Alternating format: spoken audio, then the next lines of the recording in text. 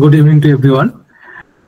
আজকে আমরা পাশ্চাত্য নীতিবিদ্যার অর্থাৎ এথিক্স যে পুরো ক্লাসটা আমরা কমপ্লিট করেছিলাম, তার উপরে আজকে কোয়েশ্চেন অ্যানালিসিসের একটা ক্লাস নিয়ে এসেছি। তো শুরু করা যাক তাহলে। পাশ্চাত্য মানে আমাদের ওয়েস্টার্ন এথিক্স থেকে একদম বেসিক টু অ্যাডভান্স পুরোটাকে আমরা 60 কোয়েশ্চেন এখানে আছে, তার মধ্যে আমরা কভার করার চেষ্টা করব এবং সেইগুলোকে আলোচনার প্রসঙ্গে আমাদের কনসেপচুয়াল ডিসকাশনও হবে। আচ্ছা বেশ, তো প্রথম যে প্রশ্নটা আছে, প্রথম প্রশ্নটা তোমরা চেষ্টা করো, তার সাথে আমি তারপরে সেগুলোকে এক্সপ্লেন করব, ঠিক আছে? আচ্ছা, প্রথমে যে প্রশ্ন রাখা হয়েছে, নীতি শব্দের অর্থ কি? একদম বেসিক কোয়েশ্চেন, নীতি শব্দের অর্থ কি? কি হবে এটা বলো? জ্ঞান, ধর্ম, আচরণবিধি এবং তত্ত্ব। নীতি বলতে কি বোঝানো হয়? অর্থাৎ আমরা যে নীতিবিদ্যার কথা বলছি, সেখানে প্রথমেই যে কথাটা আছে নীতি, এই নীতি শব্দে কি বোঝানো হচ্ছে? নীতিবিদ্যার নীতি শব্দের অর্থ হচ্ছে আচরণ বিধি, তাই তো? এখন স্যার স্টুডেন্টের মাইক কি আজকে আনমিউট রাখবো? হ্যাঁ, রাখলে একটু ভালো হয় আর কি। আজকে তো আমরা পুরোটাই তো ডিসকাশন মেথডে বা কোয়েশ্চেন অ্যানালিসিস করবো, তাহলে আমার একটু বুঝতে সুবিধা হবে। আসলে আমি তো দেখতে পাচ্ছি না কি। হ্যাঁ হ্যাঁ, কমেন্ট করছে। ঠিক ঠিক, বেশ বেশ। তো নীতি শব্দের তাহলে অর্থ আমরা কি দেখলাম? এখানে হচ্ছে আচরণ বিধি, তাই তো? কারণ আমরা প্রথমেই যে আলোচনাটা করেছিলাম, সেখানে দেখেছিলাম যে এটা হচ্ছে আমাদের নীতিবিদ্যার বা এথিক্সের যে অর্থ, সেটা কি দেখেছিলাম? রীতিনীতি বা অভ্যাস, অর্থাৎ আচরণ বা চরিত্র বা কন্ডাক্ট যাই বলি না কেন, সেই সংক্রান্ত আলোচনা করে থাকে নীতিবিদ্যা, ঠিক আছে? তাহলে এখানে নীতি শব্দের অর্থ আমরা পেলাম আচরণ বিধি। এখন দ্বিতীয় প্রশ্ন দেখো, নীতিবিদ্যা কি নিয়ে আলোচনা করে? নীতিবিদ্যার আলোচ্য বিষয় কি বলো তোমরা? কি আলোচ্য বিষয়? সৌন্দর্য বিচার, যুক্তিবিজ্ঞান, মানব প্রকৃতি, মানব আচরণের নৈতিক দিক। আচ্ছা বেশ, একদম। তাহলে আমরা দেখেছিলাম যে লিলিকে অনুসরণ করে যদি আমরা ডেফিনেশনটা দেখি, সেখানে কি লিলি কি সংজ্ঞা দিচ্ছেন এথিক্সের? লিলির যে মত, সেখানে কি পাই নীতিবিদ্যার ডেফিনেশন হিসাবে? না, সমাজে বসবাসকারী মানুষের আচরণ সংক্রান্ত আদর্শনিষ্ঠ বিজ্ঞান। একদম। তার মানে এখানে একদমই তো আমরা এখানে মানুষের আচরণ, অর্থাৎ প্রথমটাতে আমরা দেখলাম যে আচরণ, তাই তো? প্রথমে আমরা দেখলাম নীতি কি নিয়ে আলোচনা করছে। এখানে না তো ধার্মিকতা আছে, না তো জ্ঞানতাত্ত্বিক আলোচনা, না তো অধিবিদ্যক কোনো তত্ত্ব। এখানে আমরা শুধু আচরণ, তার কন্ডাক্ট, তার ক্যারেক্টার, তার বিহেভিয়ার, ঠিক আছে, এই সব বিষয়গুলো এখানে আলোচনা হয়। এখন প্রশ্ন হলো যে কি বিষয়ক বা কার আচরণ? তো আমি কি পশু পাখি বা উন্মাদ ব্যক্তি বা শিশু বা যে কোনো কারোর আচরণ দেখবো, নাকি আমি মানব আচরণ? অর্থাৎ মানব আচরণ বলতে কেন আমি সচেতন ব্যক্তি বা তার ঐচ্ছিক ক্রিয়া, এগুলো আমরা আস্তে আস্তে দেখবো যে বিষয়। অর্থাৎ সোজা কথায় মানুষের যে ব্যবহার, চরিত্র, আচরণ, হ্যাঁ, সেইটাই হচ্ছে আমাদের নৈতিকতার বা নীতিবিদ্যার মুখ্য আলোচ্য বিষয়। নেক্সট বলছে, এথিক্স শব্দটি কোন ভাষা থেকে এসেছে? এথিক্স শব্দটা কোন ভাষা থেকে আসছে? ল্যাটিন, গ্রিক, সংস্কৃত নাকি ইংরেজি? এথিক্স শব্দটা আসছে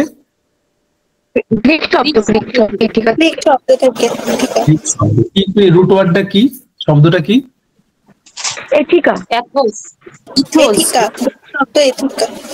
হ্যাঁ, অ্যাকচুয়ালি এই দুটো শব্দই প্রচলিত, দুটোই গ্রিক শব্দ। একটা এথিকা বা ইথস, ETHOS যেটা আমরা বলতে পারি। অর্থাৎ এই যে এথস বলছি, এই এথিকা শব্দটা আবার মানে বিভিন্ন বই বিভিন্ন রকম ভাবে ব্যাখ্যা করা হয়। তো এথিক্স কথাটা আসছে বলে কি এথিকা থেকে, এবং সেটা আসছে মূলত এথস ওয়ার্ড থেকে। তো আমরা এই রুট ওয়ার্ড এথস এটাকে ধরতেই পারি, ঠিক আছে? ইথস যেটার অর্থ কিনা রীতিনীতি বা অভ্যাস, তাই তো? রীতিনীতি বা অভ্যাস। নেক্সট হচ্ছে, নীতিবিদ্যা কোন ধরনের বিজ্ঞান? না, এথিকা হবে। আচ্ছা, হ্যাঁ হ্যাঁ, একে একে বলো। না, যখন এথস থাকবে আমরা এথসটাকে বেশি ধরবো, কারণ তোমরা যদি দেখো এথিকাটা আসছে আবার এথস থেকে বলা হয়। অর্থাৎ এথসটা হচ্ছে রুট ওয়ার্ড, ঠিক আছে? এবার এথিকা শব্দটাও আসছে এথস থেকে এটা বলা, মানে আমি বিভিন্ন বই অনেক রকম বইতে অনেক রকম দেয়া থাকে, কিন্তু এথসকে কিন্তু সবাই মানছে, অর্থাৎ এথিক্স শব্দটা মূলত এথস থেকে আসছে। আর দুটোর মধ্যে কখনো এইভাবে অপশন খুব কমই থাকে যে দুটো এথস দুটোই এথিকা এথস থাকে না, ঠিক আছে। তো মানে একটার ওয়ার্ড তো যেমন আমাদের বাংলা ভাষা পালি, অবহট্ট, অপভ্রংশ এভাবে নানান ভাবে আস্তে আস্তে আস্তে, তো ঠিক সেরকম ভাবে একটা ওয়ার্ড যে একদম সরাসরি রুটার থেকে আসতে তার মানে তার অপভ্রংশ থাকে। তো এথিকা এবং এথিকা থেকে এথস থেকে এথিকা এইভাবে ব্যাপারটা আসে। তো এথস শব্দটা মেন, এটাকে মনে রাখবে, এথস, ঠিক আছে। হ্যাঁ কি বলছিলে তুমি বলো। হ্যাঁ বলছি দুটো শব্দ যদি থাকে তাহলে আমরা ইথসটাকে বেশি প্রিফার করব, যদি ইনকেস দুটো থাকে। হ্যাঁ ইথসটাকে বেশি প্রেফার করা যায়, কারণ তোমরা প্রত্যেকটা বই ফলো করবে। এথিকা শব্দটা থাকে, আমিও মানছি অবশ্যই থাকে, এথিক্স শব্দটা আসছে এথিকা থেকে, কিন্তু এথিকা আবার আসছে এথস থেকে, এটা বলা হয়। তো আমরা যখন রুট ওয়ার্ড কথাটা বলা হয়েছে যে মেন কেন রুট ওয়ার্ড থেকে সেই কথাটা আসছে, সেটা আমরা সবসময় এথসটাকে বেশি প্রায়োরিটি দেবো। আচ্ছা এবার বলো আদর্শনিষ্ঠ বিজ্ঞান। হ্যাঁ আদর্শনিষ্ঠ বিজ্ঞান, হ্যাঁ একদমই। আচ্ছা আদর্শনিষ্ঠ বিজ্ঞান কি নিয়ে আলোচনা করে, আর বস্তুনিষ্ঠ বিজ্ঞানের মধ্যে পার্থক্যটা কি, আদর্শনিষ্ঠ বস্তুনিষ্ঠর মধ্যে? আদর্শনিষ্ঠ বিজ্ঞানে হচ্ছে ন্যায় নীতি, মানে অন্যায় উচিত অনুচিত এই বিষয়গুলো নিয়ে আলোচনা করে, মানে আমাদের আচরণের যে মানুষের আচরণের যে কোন জিনিসটা ন্যায় অন্যায় উচিত অনুচিত ভালো মন্দ ঠিক বেঠিক এগুলো। আর বস্তুনিষ্ঠ বিজ্ঞান হচ্ছে যেগুলো নরমেটিভ সায়েন্স, মানে পদার্থবিদ্যা, ভৌত বিজ্ঞান, বিভিন্ন রকমের যেমন মনোবিজ্ঞান, এই বিষয়গুলো আর কি। হ্যাঁ মানে বিষয়টা হচ্ছে এটা যে বস্তুনিষ্ঠ বিজ্ঞান কখনো কোনো কিছু ঔচিতার্থক দিক তুলে ধরবে না, এটুকু মনে রাখা, যে যাই বলুক না কেন সেখানে করা উচিত ছিল বা উচিত বা এটা, অর্থাৎ কোনো আদর্শ বা কোনো নর্মস এর ভিত্তিতে কোনো কিছুকে এক্সপ্লেন করবে না, যেটা অ্যাজ ইট ইজ, যেটা যেমন সেটাকে সেভাবে এক্সপ্লেন করাটাই তার দায়। অর্থাৎ এটাকে আমরা বর্ণনামূলক বলে থাকি। বস্তুনিষ্ঠ হচ্ছে বর্ণনামূলক, যেটা জাস্ট এক্সপ্লেনেশন দেয়। কিন্তু আদর্শনিষ্ঠ বিজ্ঞান হচ্ছে যেখানে একটা আদর্শের পরিপ্রেক্ষিতে আলোচনা হয়ে থাকে, অর্থাৎ একটা কোথাও একটা মানে নৈতিক আদর্শ, মোরাল ভ্যালুকে মাথায় রেখে যে কোনো বিষয়কে আমরা বলে থাকি যে সেটার ভিত্তিতে আমরা বিচার করি, ঠিক আছে। তাই জন্য নীতিবিদ্যা সবসময় আমরা আদর্শনিষ্ঠ বিজ্ঞান বলি। এবার দেখো নীতিবিদ্যা হলো মানুষের আচরণের ঔচিত্য ও ভালোত্বের আলোচনা। এই কথাটা কে বলছেন? ম্যাকেনজি। তাহলে নীতিবিদ্যা, হ্যাঁ ঠিক একদম। তো নীতিবিদ্যা হলো মানুষের আচরণের ঔচিত্য ভালোত্ব, অর্থাৎ আমরা দুটো নীতিবিদ্যা সম্বন্ধে আমরা দুটো প্রসিদ্ধ মত পাই, সাধারণত ম্যাকেনজি আর লিলির মতটা।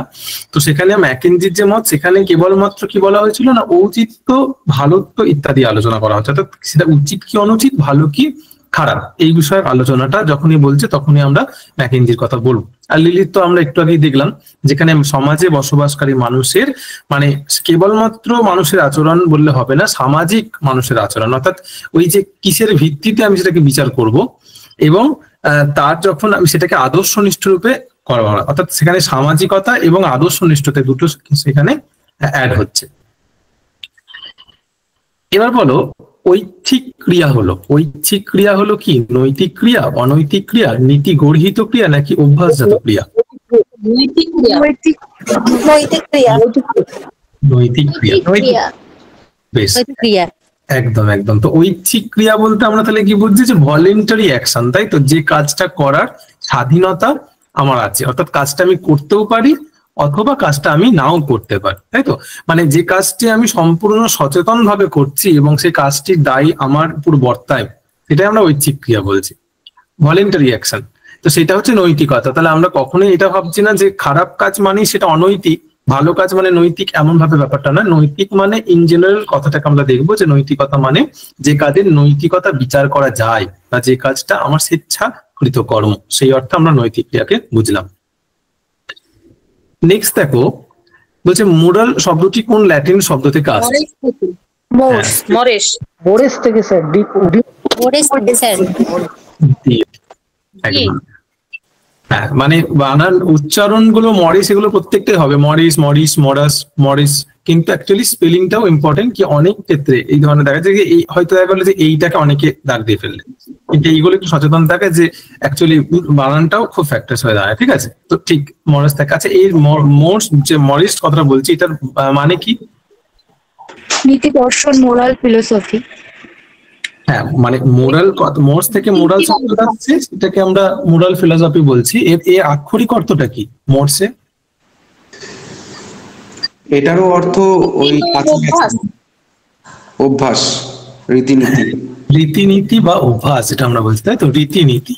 আচ্ছা, আমি রীতিনীতি বা অভ্যাস, আচ্ছা এটা কে বলবে যে রীতিনীতি কেন, মানে অভ্যাসজাত ক্রিয়াকেই কেন এথিক্স বলছি? এর মধ্যে সাদৃশ্যতা ঠিক কোথায়? এথিক্স, আচরণ বা চরিত্র কথাগুলো তার সাথে তবু এথিক্যাল একটা অ্যাকশনে যায়, কিন্তু এই যে রীতিনীতি বা অভ্যাস, রীতিনীতি কথাটা মানে কি, অভ্যাস কেন বলা হচ্ছে? মানে আমরা এথিক্সেও দেখলাম ইথস শব্দটা রীতিনীতি বা অভ্যাস, মোরস রীতিনীতি বা অভ্যাস। এখন এই এথিক্স থেকে রীতিনীতি এর মিলটা কোথায়? একটা তো মিল থাকবে। শব্দটা রীতিনীতি বলতে কি বোঝায়, বা অভ্যাসজাত ক্রিয়া মানে কি, সেটা কেন বলা হচ্ছে? মোরেস হচ্ছে যেটা লোকাচার, যেটা আমাদের মানে অভ্যাস বা রীতিনীতির লোকাচারের মতোই তো এই বিষয়টা আর কি। আরেকবার আরেকটু ক্লিয়ারলি বুঝতে পারলাম না। বলছি স্যার, এই মোরেস শব্দটি মানে লোকাচারের তো ইংলিশ প্রতিশব্দ হিসেবে মোরেস ব্যবহার করা হচ্ছে, সত্য হচ্ছে এই রীতিনীতি বা অভ্যাস। মানে এই হ্যাঁ মানে আমাদের যে অভ্যাসজাত ক্রিয়া, অ্যাকচুয়ালি বিষয়টা হচ্ছে আমাকে পৌঁছাতে হবে আমার আচরণে, তাই তো? আচরণ বা চরিত্রে। এবার এই যে আমরা আমাদের যে বিহেভিয়ার, আমাদের কার আমরা করে আমরা বলি যে মিসবিহেভ করছে, এই যে মিসবিহেভ বা আমাদের ভালো আচরণ বা ভালো ব্যবহার, এই যে আচরণ বলি, ব্যবহার বলি, সেটা আমাদের এক মানে রীতিনীতি বা অভ্যাস, অর্থাৎ এই অভ্যাসজাত ক্রিয়ার মাধ্যমে হয়। আমি একবার দেখবে প্রথম দিকে বলেছিলাম কথাটা, যে আমাদের অভ্যাসজাত ক্রিয়া মানে একটা মানুষ কোন একটা সোসাইটি বা কোন একটা কমিউনিটিতে কিভাবে নিজেকে উপস্থাপন করছে, তার থেকেও বড় ইম্পর্টেন্ট হচ্ছে যে সে তার ব্যক্তিগত জীবনে কেমন, বা তার অভ্যাসজাত ক্রিয়া বা তার ডেইলি রুটিনে, বা সে কি ধরনের রিচুয়ালিস্টিক লাইফ লিড করে বা রীতিনীতি বা আমাদের চায়, তাই না? তো সেই জন্য আমরা এটা বুঝতে হবে যে এটা কোনো মানে এটার মধ্যে সাদৃশ্যতা আছে, অবশ্যই আছে। সেই অর্থে কিনা রীতিনীতি বা অভ্যাসজাত ক্রিয়াই তার আচরণের নিয়ামক বা নিয়ন্ত্রক বলা যেতে পারে, এবং সেই আচরণই তার চরিত্রকে গঠন করছে। সেই জন্য এটাকে রুট ওয়ার্ড হিসেবে আমরা তার অভ্যাসজাত ক্রিয়া বলতে পারি। এখন পাখি, দেখো নেক্সট কোয়েশ্চেন, দেখো পাখির বাসা নির্মাণ করা, এটা কোন ধরনের ক্রিয়ার মধ্যে যাবে? স্বয়ংক্রিয়া, অনুকরণ? হ্যাঁ বলো। সাহজিক ক্রিয়া। সাহজিক ক্রিয়া। সাহজিক ক্রিয়া, গ নম্বর। তাহলে স্বয়ংক্রিয়াটা কি? একটা উদাহরণ দাও স্বয়ংক্রিয়া। স্বয়ংক্রিয়া একটা উদাহরণ দাও, স্বয়ংক্রিয়া কি হবে? আমাদের শারীরিক ক্রিয়া, যেমন হৃদস্পন্দন, রক্ত সঞ্চালন। ছোট শিশুর শুয়ে শুয়ে হাত পা ছোড়া। না, সেটা হচ্ছে স্বতঃসঞ্জাত, ঠিক আছে? স্বয়ংক্রিয়া হচ্ছে যেটা চালনা, এটা তো স্বয়ংক্রিয়া, হ্যাঁ একদম। আর স্বতঃসঞ্জাত হচ্ছে যেটা ওই বাচ্চা শিশুর যেটা বলছি, যে সেটা হাত পা ধরা বা এই জাতীয় ক্রিয়াগুলোকে আমরা স্বতঃসঞ্জাতের মধ্যে রাখবো। খুব মানে মাইনর ডিফারেন্স আছে দুটোর মধ্যে, কিন্তু পার্থক্যটা কিন্তু বুঝতে হবে। স্বয়ংক্রিয়া আর স্বতঃসঞ্জাত কিন্তু এক না। স্বয়ংক্রিয়াতে আমার হাতই নেই, মানে আমি নিজে থেকে করছি তা কিন্তু নয়, সেটা কিন্তু অটোমেটিক্যালি হচ্ছে। কিন্তু বাচ্চা শিশুটা সে কিন্তু হাত পাটা নিজে থেকে ছুটছে। এখন প্রশ্ন হলো যে সে আনকনসিয়াসলি করছে, বা সেটা নৈতিকতা বিচার করা যায়। সে শত মানে নিজে থেকে, সঞ্জাত মানে সরাচ্ছে বা নড়াচড়া করছে, অর্থাৎ স্বতঃসঞ্জাত। সে নিজে অ্যাক্টিভনেস, তার অ্যাক্টিভিটিটা তার উপর ডিপেন্ড করছে। কারণ যখন সে ঘুমোচ্ছে তখন কিন্তু সে হাত পা ছুটছে না, বা সে মুখে যে চিৎকার করা, আওয়াজ করে, সেগুলো করছে না। কিন্তু যখন হৃদস্পন্দন ঘুমিয়ে থাকলেও হবে, জেগে থাকলেও হবে, নার্ভ সিস্টেম, ব্লাড সার্কুলেশন, সেগুলো কিন্তু অটোমেটিক্যালি হতে থাকবে। স্বয়ংক্রিয়া মানে অটোমেটিক অ্যাকশন, ঠিক আছে? আচ্ছা, এবার অনুকরণমূলক ক্রিয়া কি হতে পারে? অনুকরণমূলক ক্রিয়া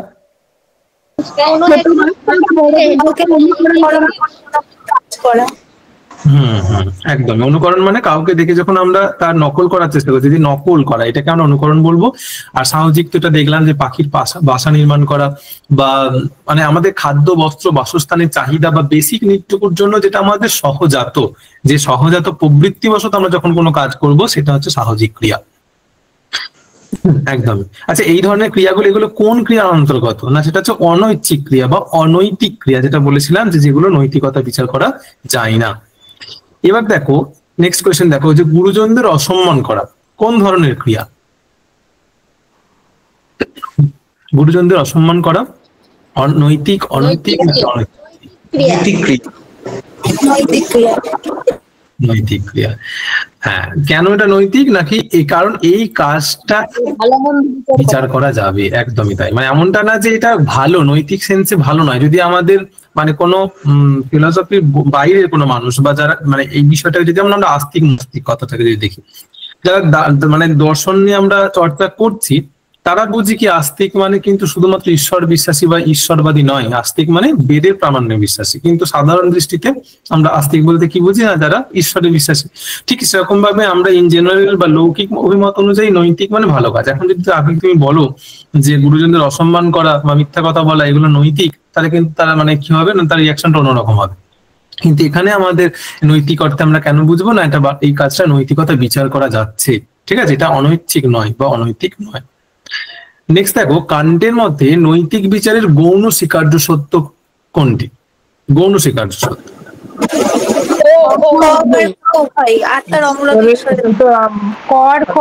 আত্মার অমরতা আর ঈশ্বর অস্তিত্ব। আত্মার অমরতা একদম বেশ। আমরা মানে গৌণ স্বীকার্য সত্য। তো দেখো, আমাদের আগের দিনে একটা আলোচনা একটা প্রশ্ন উঠে এসেছিল যে স্বীকার্য সত্য টোটাল দু রকম, তাই তো?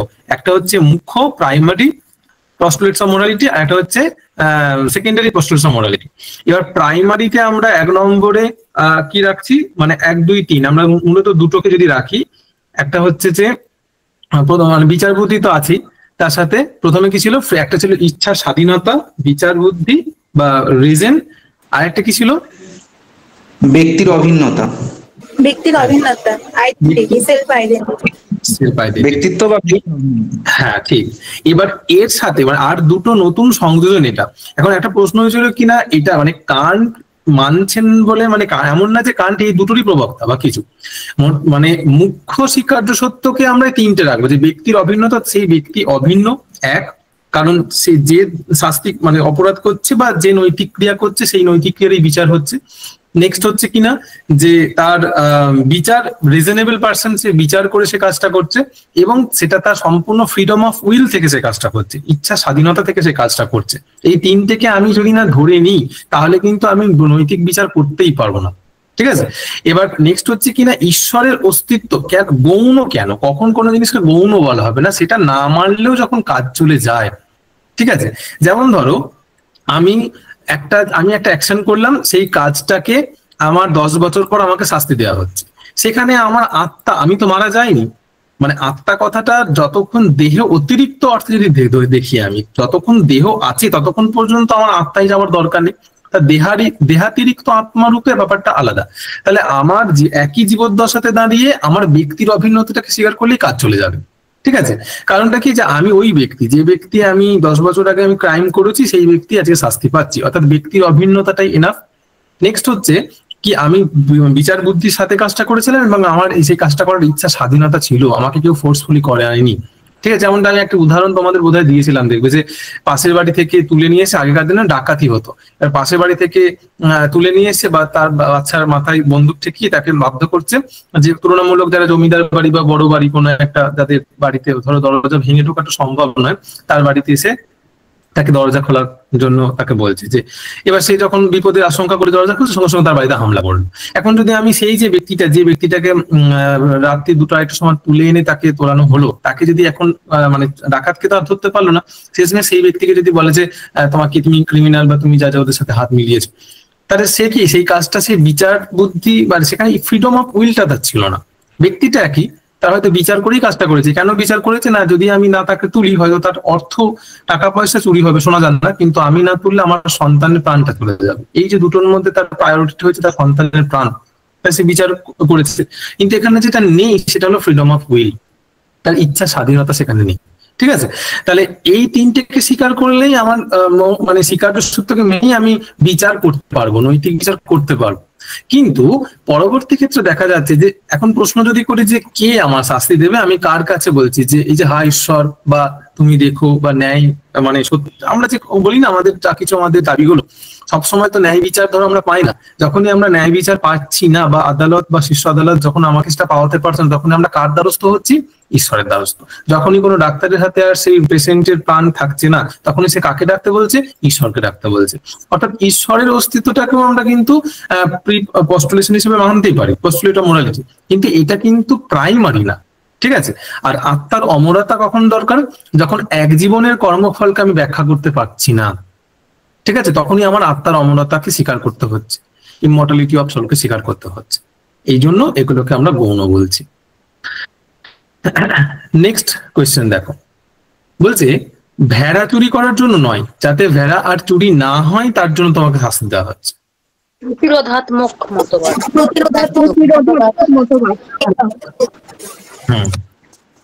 একদমই প্রতিরোধাত্মক। প্রতিরোধাত্মক কি করা হয়? কি বলেছিলাম কথাটা, যে এখানে সমাজে শাস্তি দেওয়ার উদ্দেশ্য হলো সমাজে একটা দৃষ্টান্ত তৈরি করা, তাই তো? যে এমন একটা দৃষ্টান্ত তৈরি করব যাতে সেটা আর মানুষ না করে। ঠিক, মানে এই যে চুরি করা নামক ব্যাপারটা, একটা ভেড়ার দাম বা একটা ভেড়া চুরি করাটা, সেটা থেকে বড় ব্যাপার হলো যে এই যে চুরিটা, সেটা যে অন্যায়, সেটা সমাজকে বুঝিয়ে দিতে হবে যাতে আর কেউ না চুরি করে। অর্থাৎ এখানে একটা সমাজে একটা দৃষ্টান্তমূলক শাস্তি তুলে ধরা হচ্ছে। প্রতিশোধাত্মকের ক্ষেত্রে আমরা জানি কি, সেখানে প্রতিশোধ, তাই তো? প্রতিশোধের যে দৃষ্টিভঙ্গি, অর্থাৎ চোখের বদলে চোখ, দাঁতের বদলে দাঁত, সমপরিমাণ যতটা ক্ষতি আমার হয়েছে সমপরিমাণ ক্ষতি আমি তার ফিরিয়ে দেওয়ার মানসিকতা। সংশোধনাত্মকটা কি? সংশোধনাত্মকের ক্ষেত্রে আমরা দেখছি যে সেখানে এখানে কিন্তু ব্যক্তি মেন উদ্দেশ্য।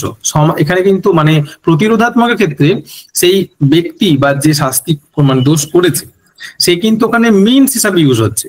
এনটা কি বা উদ্দেশ্যটা কি? সমাজে দৃষ্টান্ত স্থাপন করা। কিন্তু সংশোধন ঠিক তার উল্টো, সংশোধনাত্মকে তিনিই হচ্ছেন উদ্দেশ্য, ব্যক্তি, সমাজটা নয়। তাকে সংশোধন করে সমাজের মূল স্রোতে ফিরিয়ে দেওয়াটাই হচ্ছে মূল উদ্দেশ্য। তাহলে যখনই একটা দৃষ্টান্তমূলক শাস্তির দাবি তুলবে, তখনই সেটা হয়ে যাবে কিনা প্রতিরোধাত্মক মতবাদ।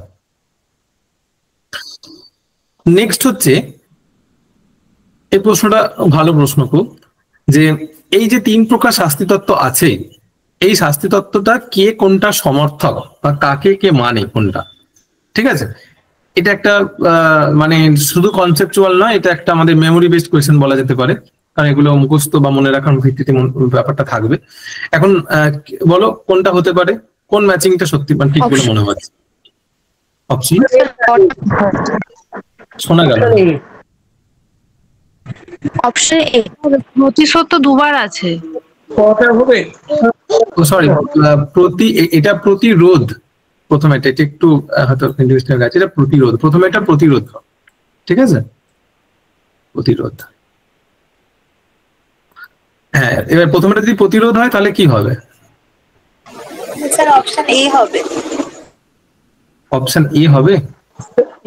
না, প্রতিশোধ হলে তারপর গ হবে, গ হবে। আচ্ছা, একটা বল, মানে এইগুলো কখন কিভাবে বুঝতে পারলাম না। এবিসিডি বলে, এবিসিডি বলে। Option C. ডি হবে। সি, আচ্ছা।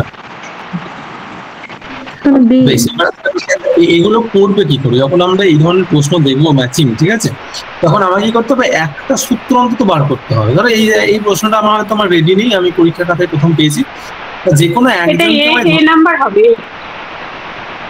আচ্ছা, এ হবে। দেখো না, অ্যাকচুয়ালি আনসার হবে কিন্তু এটা, ঠিক আছে? আনসার হবে অপশন ঘ বা ডি। কেন হচ্ছে না? প্রথমত হচ্ছে যে কান্ট কিন্তু প্রতিশোধাত্মক মতবাদেরই কিন্তু সমর্থক হবে, ঠিক আছে? মানে তিনি নীতি কর্তব্যবাদকে যদি সমর্থন করেন, সেই জায়গা থেকে আমি দেখি যে মানে রেজাল্টের দিকে আমি তাকাচ্ছি না, ঠিক আছে? অর্থাৎ এখানে প্রতিশোধাত্মক যে মতবাদ, এখানে কান্ট, অ্যারিস্টটল, হেগেল এরা কিন্তু এটা সমর্থন করবে, ঠিক আছে? আচ্ছা, সংশোধনাত্মককে সমর্থন করবে ফ্রয়েড, প্লেটো, ম্যাকেনজি। আর প্রতিরোধাত্মক হচ্ছে ফিক্টে, বেনথাম, ঠিক আছে?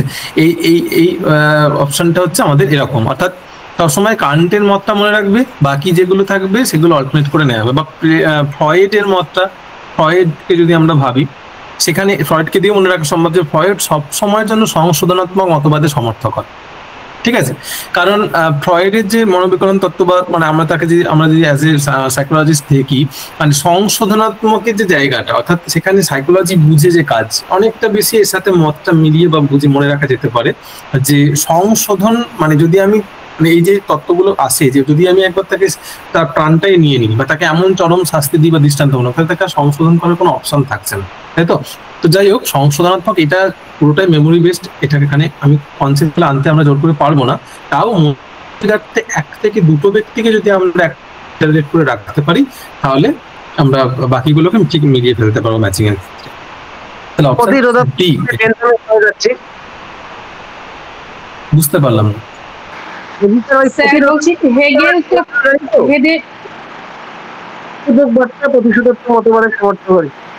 প্রতিরোধাত্মক মতবাদ স্যার হেগেল সংশোধনাত্মক মতবাদের সমর্থক। না, এই দেখো ব্যাপারটা হচ্ছে এখানে আমি আচ্ছা শোনো, ব্যাপারটা হচ্ছে যে বিভিন্ন বই তো বিভিন্ন ভাবে দেখ, যে বইটা অনুসরণ করে কোয়েশ্চেনটা রেডি করেছি সেখানে আমি মানে আমি আনসারটা এটা দেখেছি। তো তোমরা তোমাদের বক্তব্য হচ্ছে হেগেল হচ্ছে হেগেলকে কি বলছো? সংশোধনাত্মক প্রতিশোধাত্মক মতবাদের তো প্রবক্তা। হ্যাঁ, কে প্রতিশোধাত্মক কে বলছো বলো? স্যার আমার মন্তব্য হচ্ছে এটাই যে প্রতিশোধাত্মক মতবাদের প্রবক্তা হেগেল আছে। আমি তো সংশোধনাত্মক না, প্রতিশোধাত্মকের মধ্যে আমি হেগেলকে রেখেছি। প্রথম যে কান্ট, অ্যারিস্টটল, হেগেল, সেটা হচ্ছে প্রতিশোধাত্মকের।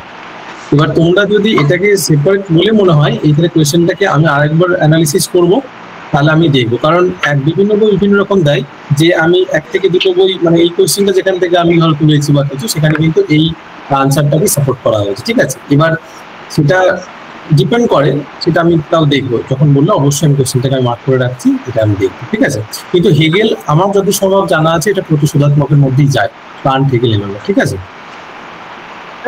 আমি বই হেগেল 2 জায়গাতেই আছে, সংশোধনাত্মকেও আছে, প্রতিশোধাত্মকেও আছে। হ্যাঁ, এটাই কিন্তু সব থেকে বেশি কোনটা অ্যাকুরেট সেটাকে দেখতে হবে। মানে হেগেলকে আমি সংশোধনের মধ্যে থেকেও প্রতিশোধের ম্যাক্সিমাম জায়গায় দেখেছি, এটা বলতে চাই। যে আমরা যদি দেখি, ধরো জাস্ট একটা এক্সাম্পল দিই, যে মনস্তাত্ত্বিক সুখবাদ, আমরা একটু পরেই দেখবো, এটা একটা প্রশ্ন আছে যে মনস্তাত্ত্বিক সুখবাদের প্রবক্তা। এখন সেই জায়গাতে আমরা বেনথামকেও পাবো, মিলকেও পাবো। আবার পরবর্তী ক্ষেত্রে কিন্তু আমি নৈতিক উপযোগিতাবাদ বা পরবর্তী ক্ষেত্রে আমরা যখন দেখছি মার্জিত অমার্জিত, সেখানে আসছে। এখন একজন একটা মানে প্রথম অবস্থায় মানে একই ব্যক্তি তো ভাবাবেগ হয়, যে কমিউনিস্ট সে যে মানে অন্য কোনো কিছুকে সাপোর্টার হবে না তা তো নয়। এক সময় সে একটা কিছু সাপোর্টার, অন্য সময় একটা সাপোর্টার, এরকম একাধিক ক্ষেত্র হতে পারে। এখন এই হেগেলকে বিভিন্ন জায়গায় দেখা যায়, এটা ঠিক, কিন্তু অ্যাকুরেটলি বা আলটিমেটলি তার মতটা কোথায় গিয়ে স্ট্যান্ড করছে সেটাও কিন্তু খুব ইম্পর্টেন্ট। তো কোথাও আমি এটাকে বেশি অ্যাকুরেট বলে মনে করছি, তাও তোমরা বলছো অবশ্যই আমি এটাকে দেখব। ঠিক আছে, বেশ, নেক্সট কোয়েশ্চেনে যাই আমরা। শাস্তি হলো নেতিবাচক পুরস্কার, নেগেটিভ রিওয়ার্ডস, এই কথাটা কে বলছেন? অ্যারিস্টটল।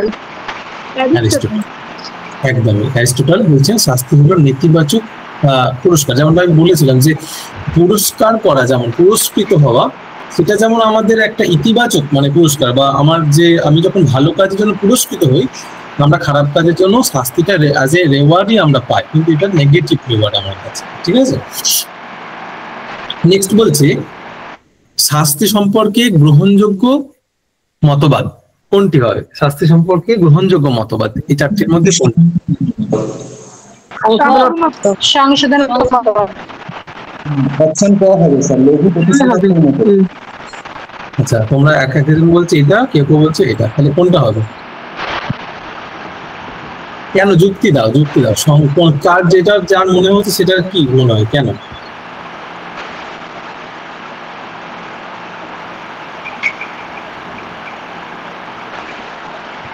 কিছু একটা রিজন থাকবে না? তোমরা কোন পার্সপেক্টিভ থেকে বলছো বলো? প্রতিরোধ। আচ্ছা, আর কারোর কিছু মনে হচ্ছে?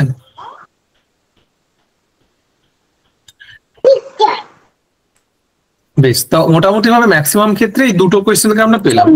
প্রতিশোধাত্মকটাই হবে, কারণ লঘু প্রতিশোধাত্মক হবে, কারণ হচ্ছে এই সময় মানে কি অপরাধী কেন শাস্তিটা করেছে তার বিভিন্ন ব্যাকগ্রাউন্ড দেখে, তার পরিস্থিতি দেখে বিচার করা হয়। আচ্ছা, বেশ, একদমই। এটা ম্যাক্সিমাম আনসার কিন্তু এটাই, বা ম্যাক্সিমাম ক্ষেত্রে এটা কি মানা হচ্ছে, কেন হচ্ছে, এটা প্রত্যেকটারই একটা সমর্থনের যুক্তি থাকা নিশ্চয়ই দরকার। প্রথমত প্রতিরোধাত্মকটাকে কেউই মানছে না। কেন মানছে না? না, ওই যে বললাম যে লঘু মানে পাপে গুরুদণ্ড ব্যাপারটা, এটা কিন্তু অ্যাকসেপ্টেবল না। যে আমার যতটা সে অপরাধ করছে তার 1000 গুণ বেশি তাকে শাস্তি দিয়ে দিলাম শুধুমাত্র অপরকে সেটা দেওয়ার জন্য, তাকে কিন্তু অ্যাজ এ মিনস বা তাকে আমি উপায় রূপে ব্যবহার করছি। সেটা সে আমার মানে তাকে মাধ্যম করে বা তাকে আমি ইউজ করছি, সোজা কথা ব্যবহার করে আমি সমাজকে অন্যভাবে শেখানোর চেষ্টা করছি। ঠিক আছে, তো এইটা কখনোই অ্যাকসেপ্টেবল, যে একদম যে সর্বজনগ্রাহ্য রূপে কখনোই অ্যাকসেপ্টেবল নয়। এবার প্রশ্ন হলো কঠোর প্রতিশোধাত্মক মতবাদ। তাহলে প্রতিশোধাত্মক মতবাদে বলা হয় কি, চোখের বদলে চোখ, দাঁতের বদলে দাঁত। কিন্তু যখন আমি এই প্রতিশোধের আগুনটা যখন আমার মানে জাতি, ধর্ম, বর্ণ, যে কোনো কিছু, বয়স, হ্যাঁ কাস্ট, যাই বলি না কেন, সেগুলোকে আমি নিরপেক্ষভাবে দেখাটা দেখছি, যে সেইগুলোকে বিচারই করব না। আমার যতটা শাস্তি ক্ষতি হয়েছে আমি সেই শাস্তি ফিরিয়ে দেবো, সমান সমান শাস্তি, তাতে তার যাই হয়ে যাক না কেন। সেটা কঠোর নীতি, কঠোরভাবে প্রতিশোধ নেওয়ার একটা মানসিকতা। কিন্তু এইটাও আমাদের হিংসাত্মক মানসিকতা প্রকাশ করায়। এবং এটা আস্তে আস্তে যদি মানে ধরো আমার দেশে একটা পরমাণু ফেললো, হ্যাঁ, হিরোশিমা নাগাসাকি যখন উড়ে মানে যেভাবে যে ক্ষতিগ্রস্ত হয়েছিল আমরা জানি, সে যদি ঘুরিয়ে আবার একটা পরমাণু ফেললো, সে ঘুরিয়ে আবার ফেললো, তাহলে এটা তো আলটিমেট পুরো পৃথিবী ধ্বংস হয়ে যাবে।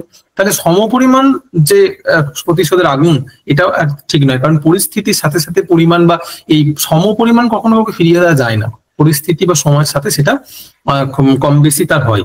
নেক্সট হচ্ছে সংশোধনাত্মক যদি মতবাদটাকে দেখি, এটা অনেকের মতে অ্যাকসেপ্টেবল, কারণ এখানে আমরা মানে এই যে বললাম না বসে, যে আমরা স্বাভাবিক বা ঠান্ডা মস্তিষ্কে আবেগ বা দার্শনিক বা ফিলোসফিক্যাল পার্সপেক্টিভ থেকে, হ্যাঁ, বা আধ্যাত্মিক মানসিকতা থেকে, হ্যাঁ, অদ্বৈত বেদান্তের মানসিকতা থেকে এগুলো আমাদের মাথায় চলে আসবে অবশ্যই, যে আর একটা চান্স দেওয়া হোক, বা গান্ধী নীতি অনুসরণ করে হতে পারে কি মানুষকে মানুষ বলে বিবেচনা করা, সংশোধন করার মানসিকতা, হ্যাঁ, সবকিছুর মধ্যে ব্রহ্ম দেখা, ব্যাপারটা এরকম না।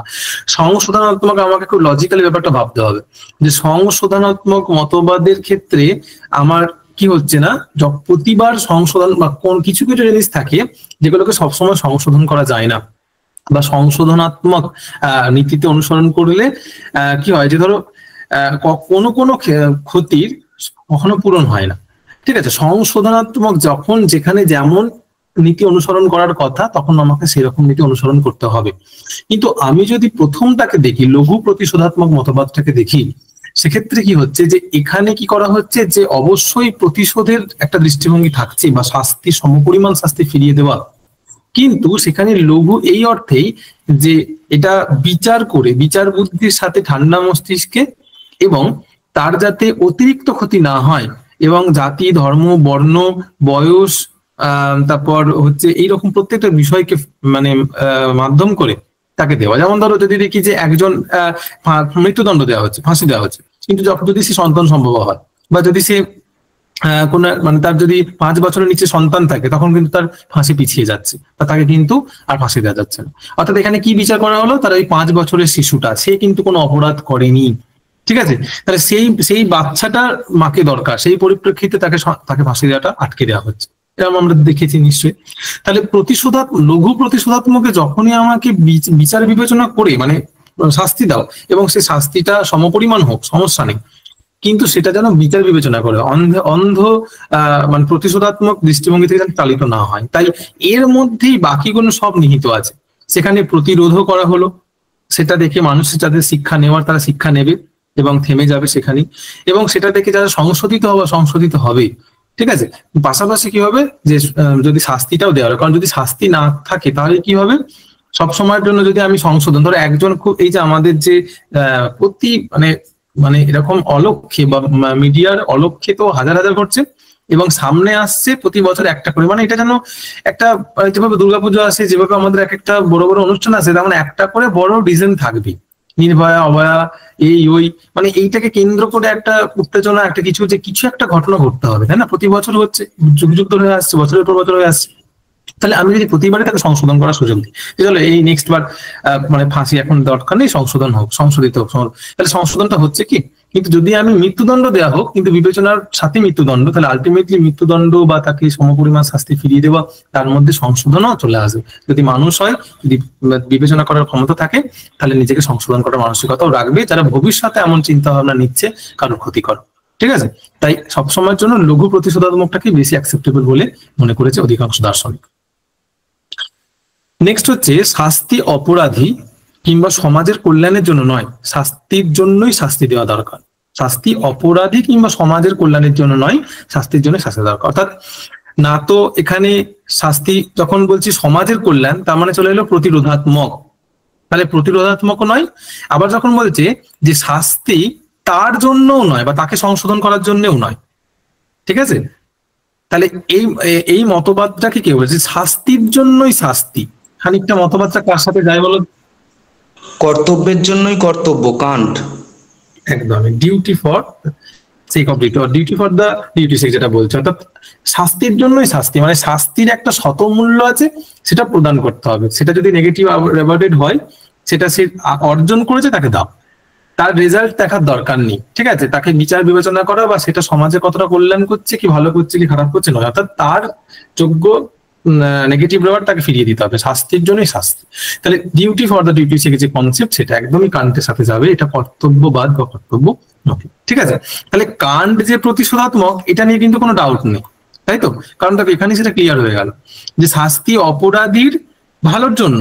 অপরাধীর ভালো কখন হবে? সংশোধনাগারে তাকে পাঠালে, চলো যে তাকে একটা চান্স দেওয়া হোক, তাহলে না তো তার অপরাধী ভালোর জন্য কল্যাণের জন্য করা হলো, আর না সমাজের কল্যাণে। সমাজের কল্যাণ কোন মতবাদ সমর্থন করে? প্রতিরোধাত্মক, যেটা সমাজের কল্যাণ। যদি এই শাস্তিটা সমাজ দেখে, সমাজ আর এই ধরনের ভুল করবে না, তাহলে সমাজের কল্যাণ। তাহলে প্রতিরোধাত্মকও গেল আর এই সংশোধনাত্মক গেল। তাহলে কান্ট সব সময়ের জন্যই প্রতিশোধাত্মককে স্বীকার করবো। আমি ওই কারণে ওই জায়গাটাতে আমি এটা বলেছিলাম যে একটা অন্তত একজনকে একদম ফিক্সড করে নেবে। বা ফ্রয়েড যেমন সব সময়ের জন্য, কিন্তু ফ্রয়েড কিন্তু সংশোধনকে স্বীকার করেন। তাহলে এইরকম একজনকে মেনে নেবে। যেমন হেগেল যদি এখানে কন্ট্রোভার্সারি বা আমার যদি এখানে মানে দু জায়গাতে আছে বলে মনে হয়, ওটাকে ধরবো না। আলটিমেটলি তো আমার এই জায়গাটাকে অনেক করতে হবে। কোয়েশ্চেন যদি ভুল থাকে সেটা পরের ব্যাপার, সেটা আমার আনসার কিতে যেটা আসবে সেই অনুযায়ী আমি নাম্বার পেয়ে যাবো, কিন্তু আমাকে তো আমার জায়গাটা স্ট্যান্ড পয়েন্ট ঠিক রাখতে হবে, তাই না? তাহলে এমন একটা কিছুকে ধরতে হবে যেটা ফিক্সড। তো সেটা কান্টকে অনুসরণ করে আমরা সবসময় প্রতিশোধাত্মকের মধ্যে দিয়ে যাব। সেটা কি কোন পার্সপেক্টিভ থেকে? তার নীতি কর্তব্যবাদের পার্সপেক্টিভ থেকে সেটা ভ্যালিড। ঠিক আছে, নেক্সট হচ্ছে অমার্জিত আত্মসুখবাদের প্রবক্তা কে? অমার্জিত আত্মসুখবাদ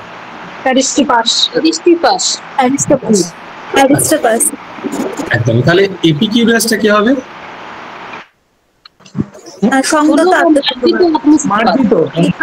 মার্জিত। আচ্ছা, তাহলে বেনথাম কোনটা সমর্থক?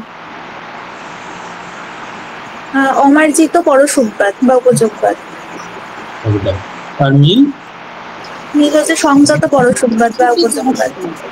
একদম। তার মানে আমরা এই দুটোকে দেখতে পেলাম, এই দুটো হচ্ছে আমাদের অমার্জিত আর এই দুটো হচ্ছে মার্জিত। এবার একটা পরসুখবাদী, একটা আত্মসুখবাদী।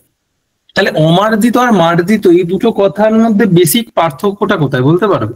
কেন মার্জিত বা অমার্জিত?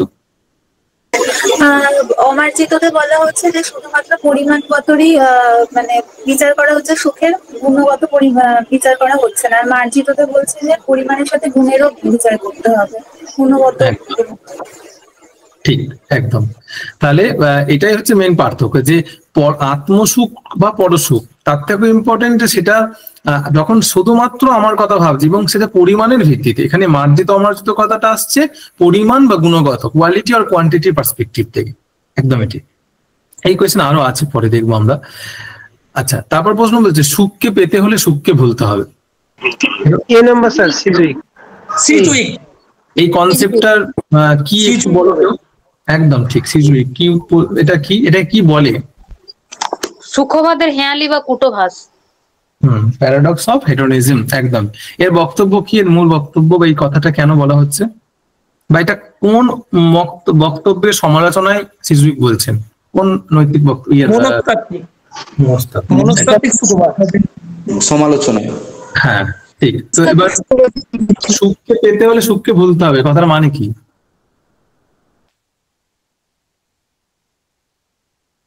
সুখকে পেতে গেলে সুখকে ভুলতে হবে, এই কথাটার মানে কি? যাকে পেতে চাইছি তাকে বলতে হবে। এই কথাটা তো খুব মানে এই যে হিয়ালিতে, এটাই হিয়ালিকেই বলে যে হিয়ালি করে কথা বলা, বলি না আমরা, প্যারাডক্স। তো এটার এই কুটাভাসটা কি বলতে চাইছে, বোঝাতে চাইছে? স্যার অনেক ক্ষেত্রে এই সে কথা পাওয়ার জন্য আমরা যখন অনুসন্ধান করতে চাই তখন কি হয়, সুখ না পেয়ে দুঃখটা পাই, তার জন্য এটা বলা হচ্ছে এরকম। বেশ, আর কোন এক্সপ্লেনেশন? আমরা যদি সচেতন ভাবে সুখ কামনা করি তাহলে সুখ দূরে সরে যাবে, সেই জন্য সুখ পেতে হলে সুখকে ভুলে যেতে হবে। আচ্ছা, মানে বিষয়টা বলছে যে অ্যাকচুয়ালি কনসেপ্টটা তোমরা অবশ্য প্রত্যেকটা মত ঠিক, আর একটু যদি ক্লারিফিকেশন দরকার থাকে এখানে, সেটা হচ্ছে যে মনস্তাত্ত্বিক সুখবাদীদের দাবি হলো যে আমরা যাকে সুখ আবার কামনা করা উচিত বলার কোনো প্রয়োজনই নেই, কারণ আমরা স্বরূপত সুখ চাই। প্রত্যেকটা কাজের পিছনে আমার সুখ থাকে এবং সুখের জন্যই কাজ করি, ঠিক আছে? প্রত্যেকটা কথা, অর্থাৎ কিনা সুখের জন্যই কাজ করছি, মানে আমি সুখকে মাথায় রেখে কাজ করি, আমি যাই করি সুখকে মাথায় রেখে কাজ করি, ঠিক আছে? এখন এই যে তার দাবি যে সুখ মানে তখনই কোনো কিছুর ঔচিত্যাত্মক দিক উঠে আসবে যখন সেটা করা বা না করার অপশন থাকে। যদি আমি তোমায় বলি যে তোমার পড়াশোনা করা উচিত, তার মানে কি তুমি না পড়তেও পারো, কিন্তু পড়াটাই উচিত বা ভালো হবে, তোমার জন্য সুখকর হবে। এই প্রসঙ্গে ঔচিত্যাত্মক দিক উঠে আসছে, নৈতিক বক্তব্যের নৈতিক মতবাদ, ঠিক আছে? কিন্তু মনস্তাত্ত্বিক সুখবাদীদের বক্তব্য হলো যে যেভাবে আমি তোমাকে যদি বলি যে তোমার শ্বাস প্রশ্বাস নেওয়া উচিত, এই কথাটা কি কখনো মেনে নিতে পারবো যে শ্বাস প্রশ্বাস আমার কি উচিত মানে কি? তাহলে কি আমি না নেওয়াটা যেতে পারি এটাতে? আমি তো না নিয়ে তো বাঁচবই না। তাহলে ঠিক যেভাবে আমার শ্বাস প্রশ্বাস চলছে, যেভাবে আমি চোখের পাতা ফেলছি, যেভাবে আমার শারীরবৃত্তীয় ক্রিয়াগুলো সম্পন্ন হচ্ছে, সেটাই আমার ইনহারেন্ট নেচারের মধ্যে সুখ নিহিত আছে। অর্থাৎ সুখকে আমাকে আলাদাভাবে কামনা করতে হবে না, সুখ আমার প্রত্যেকটা কাজের সাথে ইনহারেন্টলি যুক্ত। আমরা সে কাজটাই করি যে কাজটা সুখকর, ইন্টেনশনালি দুঃখের দিকে আমরা কখনো যাব না। এবার এই মতটাকে যখন খণ্ডন করতে, তখন কি বলছি যে তাই যদি হয় যে প্রত্যেকটা কাজের যদি পেছনে সুখ থাকে, আবার সুখকে মাথায় রেখে যদি আমি কাজটা করি, তাহলে যখন তুমি যে ধরো সুখটা কিসে আছে, উদ্দেশ্যে নাকি উপায়, এটা একটা বড় প্রশ্ন উঠে আসছে। যে যাকে মাধ্যম করে আমি মানে ধরো SLST তুমি আলটিমেটলি সাকসেসফুলি যে স্বপ্ন নিয়ে আমরা সবাই খাটছি বা যা কিছু, তো সেখানে সেই সেটা সফল হলে, আচ্ছা এই সফল হওয়ার জার্নিটা কি সহজ ছিল? এতগুলো বছরের অপেক্ষা, এতটা ডিপ্রেশন, এত ফ্রাস্ট্রেশন, ফ্যামিলির এত নানান রকম যে সমস্যা, এবং যে শেষ মুহূর্তে যুদ্ধকালীন পরিস্থিতিতে যে পড়াশোনা, তো এই প্রত্যেকটা বিষয়কে মাধ্যম করে যখন আলটিমেটলি পৌঁছাচ্ছে, সুখটা কোথায়? উপায়ে নাকি উদ্দেশ্যে? তাকে আমি যেখানে পৌঁছালাম সেখানে, মানে এন্ডে নাকি মিনসের মধ্যে? তাহলে যদি আমি প্রতি মুহূর্তে সুখকে মাথায় রেখে কাজটা করতাম, তাহলে আমি সুখটাকে পেতে পারবো না। এখানে এক্সাম্পল সমেত সিজুইক বলছেন যে যখন একজন খেলোয়াড় খেলছে, তখন সে কিন্তু তার 4-6 মারাটাকে সে কিন্তু উদযাপন করছে না, সেলিব্রেট করছে না, সে কিন্তু একদম ঠান্ডা মস্তিষ্কে সে খেলাটা খেলেছে, সেটাতে আনন্দ পাচ্ছে, সুখ পাচ্ছে, কিন্তু পার্শ্ববর্তী মানুষ ঠিক আছে, কিন্তু খেলার সময় তার কিন্তু সুখটাকে ভুলে থাকতে হচ্ছে। বা আমি যখন পরীক্ষাটা তুমি যখন দেবে 2 ঘন্টা বসে, তখন সেই পরীক্ষার সময় কিন্তু আমি যদি পেয়ে যাই, পাস করে যাই, সেই সুখানুভূতি থেকে যে চোখে জলটা আসবে, সেটা কিন্তু সেই সময় করার সময় না। সেই 2 ঘন্টা তোমার নিজস্ব 2 ঘন্টা, সেই সময় তোমাকে প্রাণপাত করে দিতে হবে, মিলিয়ে দিতে হবে কিনা আমি যাতে এখানে সাকসেস হতে পারি। তাহলে সুখকে পাওয়ার জন্য যখন আমি পরিশ্রম করি, সুখটা তখন আর থাকছে না, তখন সেটা অত্যন্ত কষ্টকর ভাবে আমি সুখটাকে পেতে হচ্ছে। তো এটা একটা হেঁয়ালি। এই হেঁয়ালির মাধ্যমে শুধু এটুকুই বোঝাতে চাইলো যে শুধুমাত্র যদি আমি তার কোয়ালিটেটিভ যে ডিফারেন্সিয়েশনকে না মেনে এবং তার ঔচিত্যাত্মক দিককে না মেনে যদি মনে করি সুখের জন্যই সুখ বা সুখকে আমি সবসময় মাথায় রেখে করি, এটা ব্যক্তিগত জীবনে বা ব্যবহারিক জীবনে কিন্তু সেটা ঘটে না।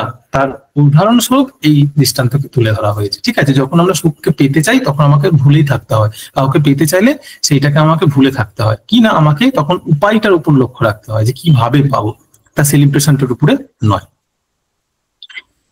নেক্সট দেখো, কোন সুখবাদ অনুসারে আমরা স্বরূপত সুখ কামনা করি? দেখো এক্ষুনি এই আলোচনাটা হলো। নেক্সট কোয়েশ্চেন কি? আমাদের স্বরূপত একদম মনস্তাত্ত্বিক সুখবাদ, ঠিক। কারণ এখানে আমরা যে বললাম স্বরূপত, ইনহারেন্ট নেচারের মধ্যে আমার সুখ আছে, আমার কামনা করা উচিত বলবো না, উচিত বললেই নৈতিক মতবাদে চলে যাবে সেটা। নেক্সট প্রশ্ন হচ্ছে, মনস্তাত্ত্বিক সুখবাদের সমর্থক হলেন কে? মনস্তাত্ত্বিক, এই প্রশ্নটার কথা আমি বলছিলাম। সকলেই। কিন্তু দেখো পরবর্তী ক্ষেত্রে কি, যে বেনথাম তার একটা নিজস্ব, তার একটা আমরা দেখতে পাচ্ছি তার অমার্জিত পরশুকবাদী, ঠিক আছে, বা আমরা এগুলো দেখছি, অর্থাৎ মিলো এখানে আসছে মনস্তাত্ত্বিক সুখবাদ থেকে, অর্থাৎ তাদের বেসিক যে জায়গাটা সেটা প্রত্যেকে কিন্তু মনস্তাত্ত্বিক সুখবাদ থেকে শুরু হচ্ছে। তা মনস্তাত্ত্বিক সুখবাদের বক্তব্যটা কি, যে আমরা সুখের দিকে ধাবিত হই, দুঃখের দিকে নয়, এইটাকে সবাই মেনেছে, এটা ফান্ডামেন্টাল বলা যেতে পারে। ঠিক আছে, যে প্রত্যেকটা হেডোনিস্টিক ফিলসফারের ফান্ডামেন্টাল যে কনসেপ্ট সেটা কি, যে সুখের জন্যই যা কিছু, অর্থাৎ তাদের যে প্যারামিটারটা সেটা হচ্ছে সুখ, এটুকু মাথায় রাখবে। আর সুখকে যারা প্যারামিটার হিসেবে মেনেছে যে আমি দুঃখ কখনো কাম্য নয়, দুঃখের দিকে কখনো যাবই না, আমার মানে সেটা এবার কামনা উচিত নাকি সেটা আমি সবসময় চাইছি, সেটা সেই জায়গা থেকে পার্থক্যটা হচ্ছে। কিন্তু মনস্তাত্ত্বিক সুখবাদে মনের মধ্যে সুখটা সবসময় থাকবে, এইটা তাদের বেসিক ফান্ডামেন্টাল জায়গা, এখান থেকে পরবর্তী ক্ষেত্রে সুখবাদীদের বক্তব্যটা এগোচ্ছে। তাই জন্য সবাই মনস্তাত্ত্বিক সুখবাদকে বেশ করেই পরবর্তী মতবাদটা দিচ্ছেন। বলছে সুখের কেবল পরিমাণগত পার্থক্য আছে।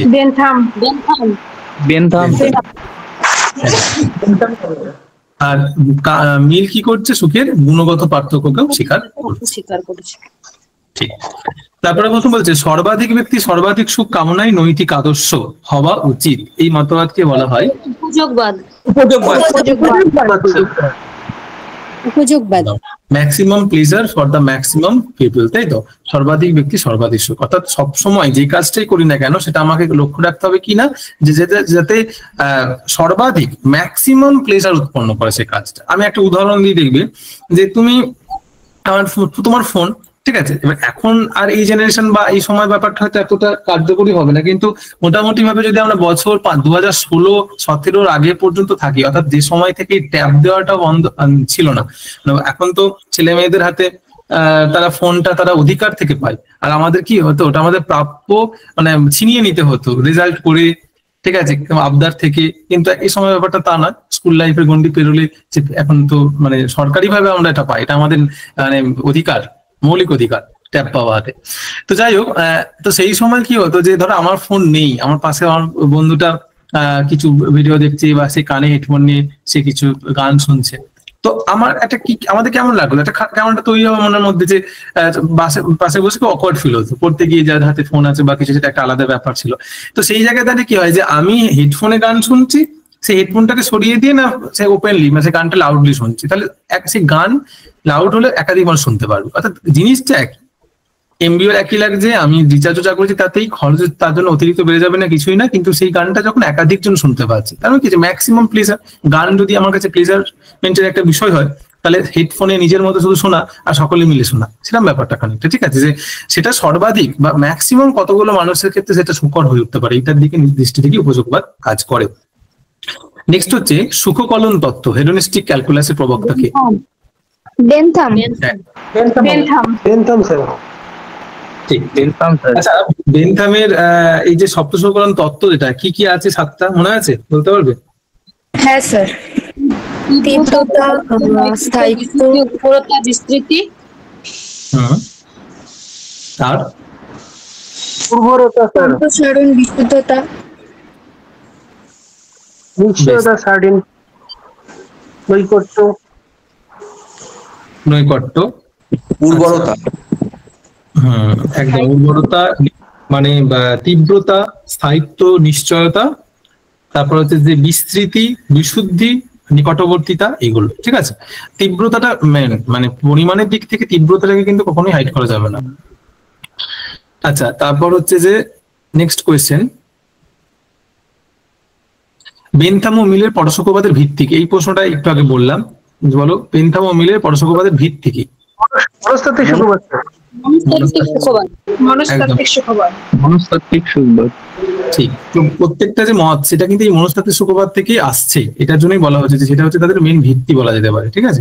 তারপর এই প্রশ্নটা দেখো, ওই যে সুখী শুকরের জীবন অপেক্ষা, হ্যাঁ দুঃখী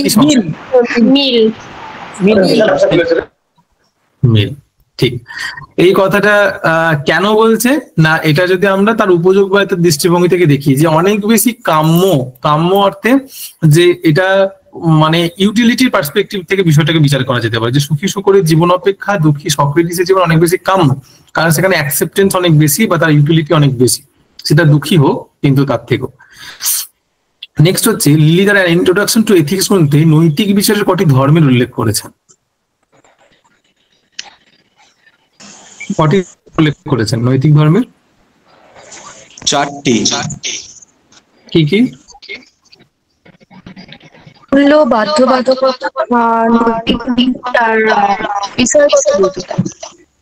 একদম, তার একটা ইনস্টিংক্ট ভালো থাকবে, তারপর হচ্ছে তার বিষয়গত বৈধতা থাকবে, এবং সেটা হ্যাঁ তার অবজেক্টিভ একটা ভ্যালিডিটি থাকবে বললাম, তারপর তার ভ্যালু হলো বললাম, ইন্ট্রোডাকশন টু এথিক্স ফিটিংনেস,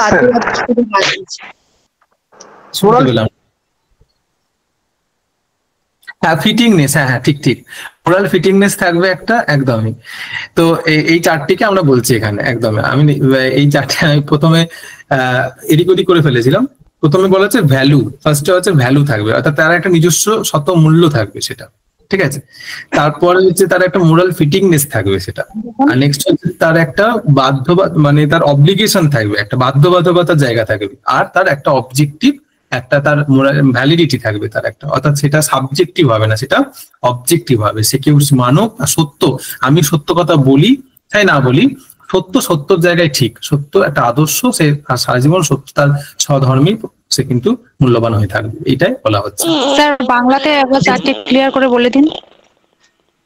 হ্যাঁ, চারটি হচ্ছে, একটা হচ্ছে মূল্য, প্রথমটা বলা হচ্ছে মূল্য। মূল্যটা কি না, তার একটা মানে শত মূল্য থাকবে একটা, কিরকম না মানে এখানে কি বিষয় বলছে যে নৈতিক বিচার, ঠিক আছে, নৈতিক বিচারের, অর্থাৎ ধরো তুমি কোনো একটা কেস নিয়ে তুমি এতে যাচ্ছ, সুপ্রিম কোর্ট যাচ্ছি আমি, এখন আমি যে ন্যায় বিচার চাইতে চাইছি, যে ন্যায় বিচার, এই ন্যায় বিচারের একটা শত মূল্য আছে। ন্যায় বিচার সেটা কারুর দ্বারা, সেটা কারুর প্রোপাগান্ডা বা কারুর প্রভোকেশনের মাধ্যমে সেটা যায় না, সে তার একটা শত মূল্য আছে, এবং সে শত মূল্যে মূল্যবান বলেই আমি তার কাছে ন্যায় দাবিতে যাচ্ছি, ঠিক আছে। তার এটা তার একটা বেসিক একটা ক্যারেক্টারিস্টিক্স কথা হবে কোনো একটা নৈতিক বিচারে, প্রথমত তার একটা ভ্যালু থাকবে। নেক্সট হচ্ছে যে সেখানে একটা বাধ্যবাধকতা থাকবে। বাধ্যবাধকতা মানে কি, যে একটা মোরাল অব্লিগেশন কাজ করবে, অর্থাৎ আমরা প্রত্যেকেরই কিন্তু ঝোঁক থাকে নৈতিকতার দিকে, মানে ভালো কাজের দিকে। আমরা কিন্তু অন্যায়টা করলেও সেটা কিন্তু চোখে চোখ রেখে করতে পারি না। দেখবে সত্য, আমি যদি সত্য কথা বলি, সেই সত্য কথার মধ্যে একটা আলাদা জোর আছে, আমি সেই সত্যটা মানে তার একটা বাধ্যবাধকতা আছে। সবসময়ের জন্য আমরা সত্য মিথ্যার মধ্যে সত্যটাকে চুজ করতে বাধ্য হই। এখানে তুমি কখনো প্রশ্ন করবে না কেন সত্য বলবো।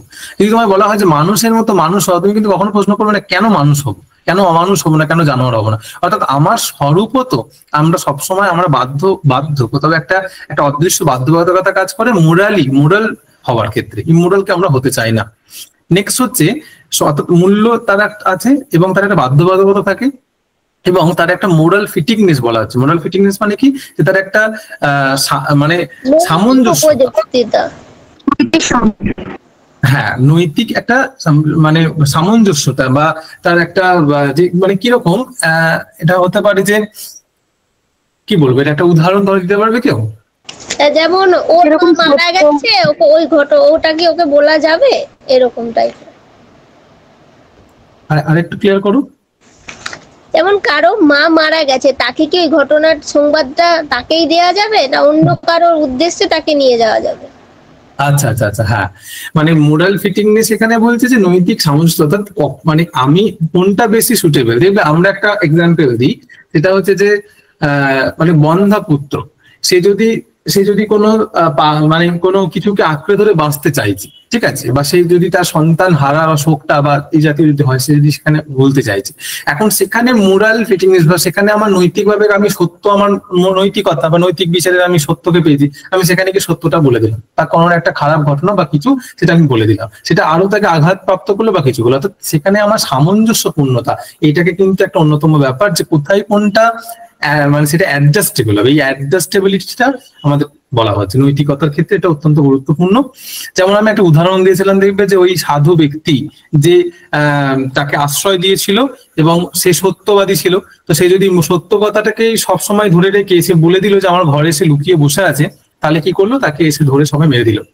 তাহলে এখন এখানে কোনটা আমার করা উচিত ছিল বা আমার এখানে মোরাল ফিটিংনেসটা কি দরকার ছিল, যে সে সত্যকে ধরে রাখতে চাইছিল, তো সত্যকে ধরে রাখতে চাইছি, তাহলে সেই ব্যক্তিও তো সত্যকে লুকিয়ে রাখতে চাইছিল, যে এমন একটা সত্য যেটা সমাজের সামনে এলে অনেক বড় একটা খবর বা একটা লিক হতে পারে। তাহলে সেই তার একটা ছোট্ট সত্য যে হ্যাঁ ঘরের মধ্যে আছে না নেই, একটা বড় সত্যকে মেরে ফেললো গলাটিপি। তাহলে এখানে কোনটা বেশি অ্যাকসেপ্টেবল কোনটা বেশি অ্যাডজাস্টেবল সেটা আমাকে বুঝতে হবে, ওটাই মোরাল ফিটিংনেস বলা হচ্ছে। আর লাস্ট হচ্ছে তার একটা অবজেক্টিভ ভ্যালিডিটি থাকবে বা একটা তার অবজেক্টিভিটি থাকবে, অর্থাৎ সেটা সাবজেক্টিভিটি নয় যে তোমার কাছে সত্য একরকম আমার কাছে সত্য একরকম নয়। যেমন 2+2=4 বা ত্রিভুজের 3টি কোণের সমষ্টি 180 ডিগ্রি, এটা সমস্ত ক্ষেত্রেই যেমন এক, ঠিক সেরকম ভাবে বা সকলের ক্ষেত্রে এটা ব্যক্তিভেদে ভিন্ন ভিন্ন হয় না, তেমন মোরালিটিও বা তার নৈতিক ভ্যালু সেটা ব্যক্তিভেদে মানে ভিন্ন ভিন্ন হবে না, সেটা অভিন্ন, তার একটা বস্তুগত সত্তা আছে। ঠিক আছে, এই 4টি নৈতিক বিচারের মূল ধর্ম বলছেন কিনা লিলি তার অ্যান ইন্ট্রোডাকশন টু এথিক্স গ্রন্থে। নেক্সট কোয়েশ্চেন দেখো, যে মতবাদ অনুসারে কোনো সার্বজনীন নৈতিক নিয়ম নেই যার সাহায্যে বিশেষ কাজের বিচার করা যায় তাকে কি বলে? কর্মকর্তব্যবাদ। একদম অর্থাৎ যে মতবাদ অনুসারে কি বলছে, মানে একটা নৈতিক নিয়ম নেই, ঠিক আছে, যার সাহায্যে আমি কোনো বিচার করবো। একদমই, মানে এই কর্মটা এখানে ইম্পর্টেন্ট, যে একটা কর্ম ইনস্ট্যান্স কর্মটা সেখানে আমরা, হ্যাঁ বলো, প্রত্যেকটি কাজকে স্বতন্ত্রভাবে দেখতে হবে, বুঝতে পারলাম। হ্যাঁ ঠিক ঠিক ঠিক একদমই, প্রত্যেকটি কর্ম অর্থাৎ ইন্ডিভিজুয়ালি প্রত্যেকটা কাজের আমি বিচার করব, সেখানে একটা নিয়ম নীতি তৈরি করে দেওয়া যায় না। দেখবে আমরা এগুলো বাস্তব জীবনে বলি যে প্রত্যেকটা মানুষের পরিস্থিতি ভিন্ন ভিন্ন, তাহলে প্রত্যেকটা মানুষকে আমি ওভাবে ব্যাখ্যা করতে পারবো না। এই মানুষের পার্সপেক্টিভ থেকে এটা গ্রহণযোগ্য হলে ওই মানুষের কাছে নাও হতে পারে। সব মানুষের কাছে সবকিছু সমানভাবে আসছে না, কারণ তার পরিস্থিতি একরকম হচ্ছে না। কর্ম ইনস্ট্যান্টলি সেই পরিস্থিতি পরিবেশের পরিপ্রেক্ষিতে সেই কর্মটা কতটা সুটেবল এবং সেটা আমার কোনটা কর্তব্যযোগ্য সেইটা কর্মকর্তব্যবাদ ডিসাইড করছে। তাই নৈতিক নিয়ম কে কোন রকম এটা মানছে না। ঠিক আছে, নেক্সট বলছে ঠিক তার উল্টো দেখো, যে মতবাদ অনুসারে একটি বিশেষ পরিস্থিতিতে আমার কি করা উচিত তা কতগুলি মৌল ন্যায় নীতি দ্বারা নির্ধারণ করা হচ্ছে। কোন তত্ত্ব? নীতি কর্তব্যবাদ। একদম, নীতি কর্তব্যবাদ। অর্থাৎ এখানে ঠিক উল্টোটা, যে কোনো একটা পরিস্থিতিতে আমি কাজটা করব সবসময় ন্যায় নীতির দিকে তাকিয়ে কাজটা করবো। কারণ কি, যে না এই পরিস্থিতিতে আমার কি করা উচিত তার থেকে বলবো সবাই কি করে বা সবার কি করা উচিত বা সবার কর্তব্যটা ঠিক কি, এই মানে এই পরিপ্রেক্ষিতে যখন আমি বিশ্বাস করছি একটা মূল নীতি, একটা নীতিকে অনুসরণ করে কাজটা করে, যে সদা সত্য কথা বলা উচিত, আমার কর্তব্যের মধ্যে আছে, সকলে কর্তব্য করছে, মানে যদি সবাই মিলে যদি কর্তব্যচ্যুত হয় তাহলে আর এই সত্যতার কোনো শত মূল্য থাকে না। তাই আমার সত্য বলা উচিত, পরিস্থিতি বা কাজটিকে বিচার করলে হবে না। এটা নীতি কর্তব্যবাদের বক্তব্য। নেক্সট বলছে কান্ট কত প্রকার কর্তব্যবাদ আর কর্ম উপযোগবাদের মধ্যে পার্থক্য কি হবে? হ্যাঁ, কর্ম কর্তব্যবাদ বলছে কোনো একটি কাজ, মানে দুটোই কর্ম বা একটা মানে পার্সিয়াল কোনো কাজ বা ইন্ডিভিজুয়াল কাজেরই বিচার করছে। কর্তব্যবাদে সেটা কোনটা করণীয় বা কোনটা আমার কর্তব্য সেখানে রেজাল্টের দিকে তাকানোই হচ্ছে না, কিন্তু উপযোগবাদে বলছে যে এই কাজটা কত ম্যাক্সিমাম মানুষের উপকার করবে বা উপযোগী হবে। ঠিক আছে, অর্থাৎ একটা বিশেষ পরিস্থিতিতে কোনো বিশেষ কাজ, কর্তব্যবাদ বলে কোনো বিশেষ পরিস্থিতিতে এই বিশেষ কাজটি আমার কর্তব্য, কোন বিশেষ কাজটি আমার কর্তব্য, সেটা কর্তব্যবাদের বক্তব্য। ঠিক আছে, ধরো একজন সৈনিক, সেই সময় যুদ্ধ চলছে, যুদ্ধকালীন পরিস্থিতিতে সে বাড়িতে ছুটিতে এসেছে, তার মায়ের একমাত্র সন্তান, সে ছাড়া আর কেউ নেই, বিধবা মা হয়তো দেখা গেল তার একমাত্র সন্তান, সেই বয়স্ক মাকে সে ফেলে রেখে তাকে তার সঙ্গে সঙ্গে তার ডিউটি পড়েছে, তাকে বর্ডারে যেতে হবে, তাকে ছুটতে হবে। এখন সে কর্তব্যবাদ অনুসরণ করেছে, মানে তার ওই কর্মটা যে আমার মাকে ফেলে রাখা যাওয়া, অর্থাৎ নিজে মানে জন্মদাত্রী মাকে ফেলে দেশ মাতার উদ্দেশ্যে যাওয়া, তাহলে এই কর্মটাকে মানে আমার কোনটা কর্তব্য, এখানে কোনটা কর্তব্য, আমার মাকে, নিজের মাকে দেখা নাকি আমি দেশ মায়ের উদ্দেশ্যে সেখানে যাওয়া। তাহলে এই যে কর্তব্য, কোন কর্মটা আমার কর্তব্য, ওটা আমার সেটা আমার করণীয়, এইটা কর্তব্যবাদের বক্তব্য। আর কর্ম উপযোগিতাবাদে সবসময় উপযোগের উপর জোর দেবে। উপযোগ মানে যে ম্যাক্সিমাম যে প্লেজারমেন্ট বা ম্যাক্সিমাম, অর্থাৎ এই কর্মটা আমার কত মানুষের উপকার করবে, যে পার্টিকুলারলি এই কর্মটা করলে ম্যাক্সিমাম কত মানুষের উপযোগী বা এটা ইউটিলিটি যদি বিচারে করলে সেটা কত উপযোগী। অর্থাৎ এখানে আমার কি কর্তব্য সেটার থেকে বড় ব্যাপার যে এই কর্মটা রেজাল্টের দিকে তাকানো হচ্ছে, কর্তব্যবাদী কিন্তু রেজাল্টের দিকে তাকানো হচ্ছে না। এবার সেই ব্যক্তি যদি কর্ম উপযোগীবাদী হয় তাহলে সে বিচার করে দেখবে যে আমি যদি বর্ডারে দাঁড়িয়ে যদি আমার ডিউটি পালন না করি, মেবি দেখা গেল যে আমার জন্যই হয়তো অপোনেন্ট কোনো দেশ হয়তো সেই জায়গায় মানে আমি হয়তো প্রতিরক্ষা করতে পারতাম, তাহলে সেই জায়গাটাতে ঢুকে এসে হয়তো একটা পুরো এরিয়াকে নষ্ট করে দিল, একটা এরিয়ায় হয়তো বোমা বা কিছু একটা করে তাকে মেরে দিল। তাহলে এখানে কি হলো, উপযোগিতার পার্সপেক্টিভ থেকে একটা পুরো দেশের একটা অংশকে ধ্বংস হয়ে যাচ্ছে, সেই পার্সপেক্টিভ থেকে মায়ের মানে নিজের মায়ের কথা ভেবে আমি দেশের একটা দেশমাতৃকার একটা বড় ক্ষতি হচ্ছে। অর্থাৎ এখানে উপযোগিতার পার্সপেক্টিভ থেকে আমার অবশ্যই দেশের কাজে নিজেকে নিয়োজিত করা উচিত, যেহেতু আমার এটা আমি ইউটিলিটি পার্সপেক্টিভ থেকে দেখছি। ঠিক আছে, অর্থাৎ কর্ম উপযোগবাদ সবসময় রেজাল্টের দিকে তাকাবে, কর্তব্যবাদ সবসময় কর্তব্যের দিকে তাকাবে যে কি করণীয়, রেজাল্ট যাই হোক না কেন। বুঝতে পারলাম? হ্যাঁ স্যার। বেশ, তাহলে স্যার নীতি কর্তব্য আর নীতি উপযোগটা আবার বলে দিন। হ্যাঁ, নীতি কর্তব্য সবসময় ঠিক সেম কনসেপ্টটা ঠিক একই। এবার কথা হচ্ছে যে যখন আমি নীতি উপযোগবাদ বলবো, যে যখন আমি এই পরিস্থিতিতে দাঁড়িয়ে আমি যদি বলি যে আমার একটা মিথ্যা কথা বলাতে অনেক মানুষের প্রাণ বেঁচে যাচ্ছে, ঠিক আছে, তাহলে সেটা উপযোগিতাবাদের পার্সপেক্টিভ থেকে একদম ঠিক। কিন্তু এবার যদি এখানে বলা হয় যে আমি এই পরিস্থিতিতে সকলে যদি মিথ্যা বলে তাহলে তার কি হবে, অর্থাৎ একটা নৈতিকতা তৈরি নীতি তৈরি করার চেষ্টা করা হচ্ছে যে সকলে যদি এই পরিস্থিতি মিথ্যা বলে তাহলে সেই কাজটা করণীয়। অর্থাৎ যখন এই পরিস্থিতিতে দাঁড়িয়ে স্পেসিফিক ভাবে আমার এই কাজটি কতটা করণীয় সেইটা তখন কর্ম উপযোগবাদী, মানে সেটা আমার এই কাজটি কত মানুষের ম্যাক্সিমাম মানুষ উপকার করবে সেটা কর্ম উপযোগবাদ ডিসাইড করবে। আর নীতি উপযোগবাদে একটা নীতিকে অনুসরণ করে সে কাজটি করা হচ্ছে, যে সত্য কথা বলা উচিত এবং এই নৈতিকতার পরিপ্রেক্ষিতে সেটা কতটা উপযোগী হচ্ছে। ঠিক আছে, এটা আমার পার্টিকুলার কাজের পরিপ্রেক্ষিতে বিচারটা হচ্ছে না। আর কর্তব্যবাদতায় যে একটা নীতি, এই যে বললাম যে কতগুলো মৌল নীতির পরিপ্রেক্ষিতে, যেমন ধরো যে সেই সাধু ব্যক্তিটি সেই নীতি কর্তব্যবাদকে অনুসরণ করলে সে বলে দেবে যে ওই ঘরেতে লোকটি লুকিয়ে বসে আছে, তাকে বার করে মেরে দিল। তখন যদি সেটা বলে দেয় তখন সে নীতি কর্তব্যবাদী। কেন? তখন সে বিচার করলো যে এই পরিস্থিতিতে দাঁড়িয়ে আমি যদি মিথ্যা বলি, এখন আমার মিথ্যা কথার থেকে বড় ব্যাপার যদি প্রত্যেকটা মানুষ যদি ফলস পজিশনে পড়ে যদি সত্যকে ভুলে গিয়ে মিথ্যার আশ্রয় নেয়, তাহলে আর সদা সত্য কথা বলিবে, সত্য বই মিথ্যা বলিবি না, এই নীতিটার কোনো আর ভ্যালিডিটি থাকে না। তাহলে পরিস্থিতি যাই হোক না কেন ঠাকুর আমাকে পরীক্ষা করে দেখছেন হয়তো, কিন্তু আমি সত্যকে ধরে থাকবো, ন্যায় নীতিকে ধরে থাকবো, তাই তিনি নীতি কর্তব্যবাদ।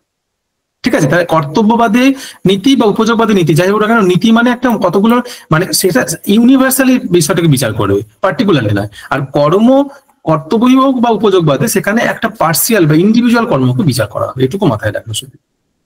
ঠিক আছে,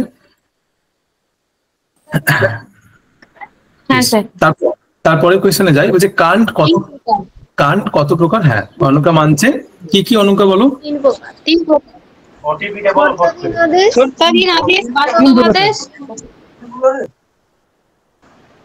বুঝলাম না, আবার একবার করো। শর্তাধীন আদেশ, আচ্ছা, বাস্তব আদেশ আর নিঃশর্ত আদেশ। শর্তাধীন তাই কি, আর বাকিরা বলো? শর্তাধীন আদেশ, বাস্তব আদেশ, নিঃশর্ত আদেশ। আচ্ছা, আর কান্টের যে ক্যাটেগরিক্যাল ইম্পারেটিভের যে কনসেপ্ট সেটা কিভাবে আসছে, বা তার যে সদিচ্ছা, হ্যাঁ, তার যে ফ্রিডম অফ সার্বজনীন যোগ্যতা, মানবতাবাদ আর স্বশাসন, এই তিনটে অনুজ্ঞা মেনেছিলেন কান্ট। মানে তোমরা অনুজ্ঞা অর্থে প্রথমে আগে এটা ক্লিয়ার করো যে অনুজ্ঞা বলতে কি বুঝো, বা কান্ট যে অনুজ্ঞার কথা বলছে। হ্যাঁ, আমি নিঃশর্ত অনুজ্ঞার কথা বলছি।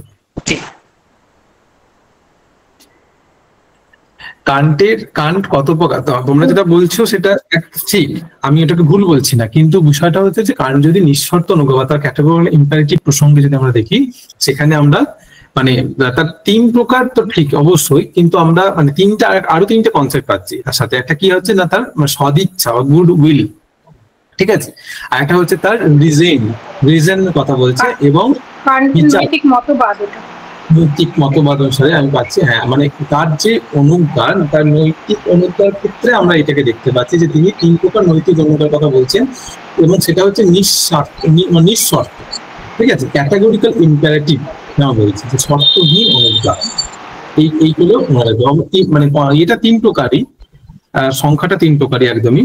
তোমরা দেখবে এই জায়গাটা 3টে অংশ আছে, মানে ওই জায়গাগুলো একটু পড়ো, কি সদিচ্ছা বা গুডউইল, তারপর হচ্ছে তার বিচার বা তার রিজন, আর একটা হচ্ছে তার ক্যাটাগরিক্যাল ইম্পারেটিভ বা নিঃশর্ত অনুজ্ঞার কনসেপ্ট আছে, ওই জায়গাটা একটুখানি দেখো।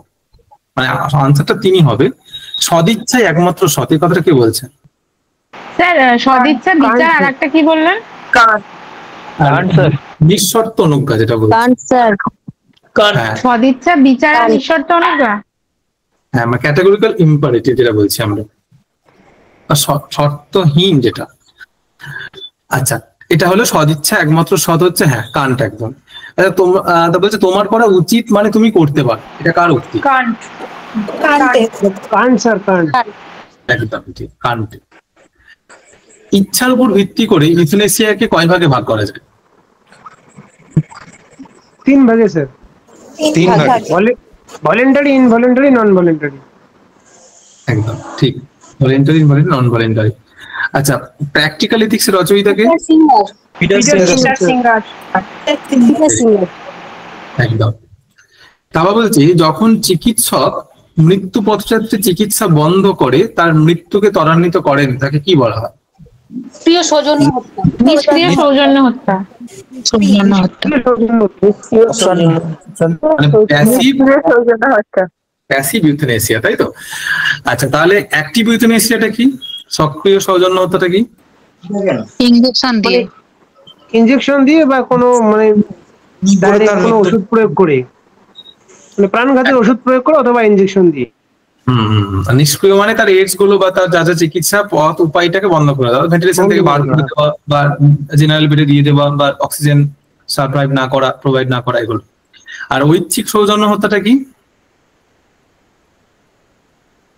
ব্যক্তির নিজের ইচ্ছে আর কি, সম্মতিতে।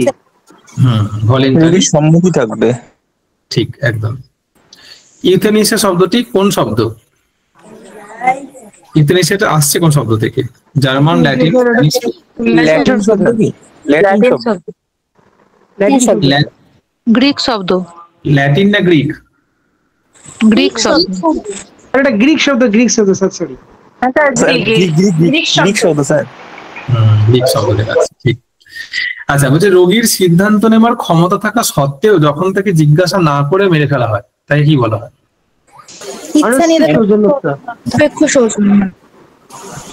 কি হবে? অনৈচ্ছিক ইচ্ছা নিরপেক্ষ। কেউ বললে ইচ্ছা নিরপেক্ষটা কখন হয় বলো? রোগীর কোনো হ্যাঁ কি না কিছু বলার মানে ক্ষমতাটা থাকে না। ধরুন সে কোমায় আছে, এরকম একটা পরিস্থিতি। তার পরিবারের যখন কনসার্নে সেটা হচ্ছে, মানে সেই রোগীর কোন রকম কনসার্ন বা না সম্মতি না নিয়ে তার ফ্যামিলির কনসার্নে যখন সেটা হচ্ছে, তখন সেটা ইচ্ছা নিরপেক্ষ ভাবে হচ্ছে। আর রোগীর কনসার্নে যখন সেটা হচ্ছে তখন ঐচ্ছিক, আর রোগী না চাওয়া সত্ত্বেও যখন তাকে জোর করা হচ্ছে সেটা হচ্ছে অনৈচ্ছিক। আর এইটাকেই লিগালি আমরা মানে এটাকে আমরা কিন্তু ইলিগাল বলছি। এটা কিন্তু এই কাজটাই কিন্তু অ্যাজ এ ক্রাইম, অনেকে এটাকে হত্যা বা মানে একদম মার্ডার, ঠিক আছে, পানিশেবল বলে এটাকে দাবি করে থাকে। এটাকে কেউ মানতে চায় না যে অনৈচ্ছিক সৌজন্য হত্যা বলে কিছু হয় না। যে চাইছে না সে কখন চাইবে না? যখন সে সার্ভাইভ করতে পারছে, সে মনে করছে যে না আমি সার্ভাইভ করতে পারবো, আমার কষ্ট। সে যদি মনে করে যে আমার কষ্টটা কষ্ট নয়, তাহলে পেশেন্ট পার্টি কে বা ডাক্তার কে তাকে বলার যে না তোমার বাঁচার অধিকার নেই বা তুমি খুব কষ্ট পাচ্ছ, মেরে দিই তোমাকে? এটা কোনো কথা হলো? এই অনৈচ্ছিক সৌজন্য হত্যাটা কিন্তু অধিকাংশ জন অ্যাকসেপ্ট করতে চায় না। স্যার নন ভলেন্টারি বাংলাটা একবার বলুন। হ্যাঁ, নন ভলেন্টারি হচ্ছে আমার যেটা ইচ্ছা নিরপেক্ষ অর্থে, আর ইনভলেন্টারি অর্থে যেটা দেখছি ভলেন্টারি মানে ঐচ্ছিক, নন ভলেন্টারি হচ্ছে আমার ইচ্ছা নিরপেক্ষ অর্থে দেখবো আমরা, ঠিক আছে। এই যেটা মানে যখন তার কনসার্ন নেওয়াই হচ্ছে না, সেই অর্থে ইচ্ছা নিরপেক্ষ নন ভলেন্টারি। তারপরেটা হচ্ছে অ্যারিস্টোবাসের মতবাদের সঙ্গে কোন ভারতীয় মতবাদের সাদৃশ্য পরিলক্ষিত? এটা তোমরা নিশ্চয়ই পারবে। একদম। চার্বাকদের নীতিতত্ত্বের মেন কি লাইন, মানে ওয়ার্ডটা কি বা তার কনসেপ্টটা কি? সুখবাদী স্যার। সুখবাদ ঋণ করে কি? সুখবাদী হ্যাঁ, মানে স্থূল আত্মসুখবাদ, তাই তো? অর্থাৎ যাবৎ জীবিত সুখং জীবিত ঋণং কৃত্য ঘিতং পিবিত, যতদিন বাঁচবে সুখে বাঁচো, প্রয়োজনে ঋণ করে ঘি খাও। এই কথাটার মানে কি গো? এই যতদিন বাঁচবে ঋণ করে ঘি খাও মানে নিজের সুখের জন্য দরকার হলে, মানে আত্মসুখের জন্য কোনো কাজ না করলেও মানে ঋণ করে সুখটাই মেন এখানে। তার জন্য যদি বর্তমানটাকে প্রাধান্য দেওয়া হচ্ছে, সেক্ষেত্রে অতীত বা ভবিষ্যতের কথা ভাবা হচ্ছে না। মানে ভবিষ্যতে কিছু থাকবে বা হবে এটা না, সবসময় বর্তমান প্রেজেন্টটাকে জোর দেওয়া হচ্ছে। তার জন্য বলা হচ্ছে যাবজ্জীবের সুগন্ধীবের ঋণম কৃত গীতে দিবে, এই কথাটা তার জন্য বলা হচ্ছে। অ্যাকচুয়ালি এখানে আমাদের বিলাসিতাটাকে বেশি প্রাধান্য দেওয়া হচ্ছে, বিলাসবহুল লাইফ লিড করাটাকে, ঠিক আছে? অর্থাৎ তোমার ধরো তোমার অভাব আছে, বা ধরো লকডাউনের সময়, আমি উদাহরণটা সবসময় বলি যে লকডাউনের সময় আমাদের প্রবলেম সবারই কম বেশি হয়েছে। বাড়িতে ধরো তেল শেষ হয়ে গেছে, এখন তেল শেষ হয়ে গেলে তো আমি, বা নুন শেষ হয়ে গেছে, ঠিক আছে? তাহলে তেল নুন তো বেসিক নিড আমাদের। এবার তেল শেষ হয়ে গেলে মিনিমাম আলু সেদ্ধ ভাতটুকু খাওয়া তো যাবে না। তাহলে আমি তখন পাশের বাড়িতে গিয়ে বললাম আমাকে একটু তেল ধার দিতে, সে দেবে। কিন্তু আমার ধরো একদম জবি একদম ঘি মাখিয়ে ভাত মুড়ি খাওয়ার অভ্যাস আছে, মানে ঘি ছাড়া আমার ঠিক চলে না, ঠিক আছে? বা আমার হয়তো বাঁশকাঠি চাল ছাড়া ঠিক ভাত খেয়ে পোষায় না। এবার আমার বাড়িতে চাল শেষ হয়ে গেছে, আমি যদি বাসার বাড়িতে চাল চাইতে চাই, সে অবশ্যই দেবে যেটুকু যা প্রয়োজনীয় বা তার স্বাভাবিক, ঠিক আছে? কিন্তু আমি যদি বলি না না এই চাল তো আমি ঠিক খেতে পারি না, আমাকে বাঁশকাঠি বা বাসমতি বা যা যা চাল হয় আর কি, কিংবা আমাকে ঘি দিন, ঘি ছাড়া ঠিক আমার ভাতটা জমে না, সে কি করবে? দূর কমে তাড়িয়ে দেবে। কারণ হচ্ছে কি, আমি ঋণ করে বা ধার করে আমি আমার বেসিক নিডটা ফুলফিল করতে পারি, কিন্তু কখনোই আমার বিলাসিতাটা হয় না, তাই না? তাহলে এই যে বিলাসিতা, মানে তারা কোন এক্সট্রিম লেভেলের ভোগবাদী কনসেপ্টকে এটাকে প্রোভাইড করতে, মানে প্রচার করছে, দেখো যেখানে বলছে যে তোমার মেন কনসেপ্ট হলো বিলাসিতা। বিলাসিতা মিনস তোমার ভালো থাকা, সুখে থাকা, এবং আত্মসুখ বা এবং জৈবিক সুখ। আত্মসুখের থেকেও বড় ব্যাপার জৈবিক সুখ। সেই জৈবিক সুখকে চরিতার্থ করতে যদি তুমি ঋণ করতেও হয়তো করো, তাদের দোষ নেই। কেন? কারণটা কি? কারণ ঋণ পরিশোধ করার প্রশ্নই আসলে যদি মরে যাবে, কারণ মরে গেলেই তো আমি মুক্তি লাভ পেয়ে গেলাম, কারণ মৃত্যুতেই মুক্তি তাদের মধ্যে। আর কিন্তু দেখো ভারতীয় কনসেপ্টে ঋতুর একটা বড় কনসেপ্ট আছে, তাই না? ঋণ যোগ্য, স্যাক্রিফাইস। সেখানে আমার ঋণ পরিশোধ করতে হবে, হুত ঋণ, ঋণ যোগ্য, তারপরে হচ্ছে দেব ঋণ, ঋষি ঋণ, পিতৃঋণ। তাহলে এই ঋণ পরিশোধের একটা বড় দায় থাকলো আমার। আমি যদি ওই একজনের কাছ থেকে তেল ধার করি বা ঘি ধার করে যদি সেটা পরিশোধ না করি, সেই ঋণ পরিশোধ করার জন্য হাজার হাজার জন্ম আমাকে নিতেই হবে, কারণ ভূত ঋণটা আমার শোধ হয়নি ওখানে এখন, ঋণটা শোধ হয়নি ওখানে এখন, ঠিক আছে? এই হচ্ছে কনসেপ্ট। তাহলে এটা ভোগবাদী দৃষ্টিভঙ্গি থেকে কথাটা বলছে। নেক্সট হচ্ছে শাস্তি সম্পর্কিত কোন মতবাদে মৃত্যুদণ্ডকে সমর্থন করে না?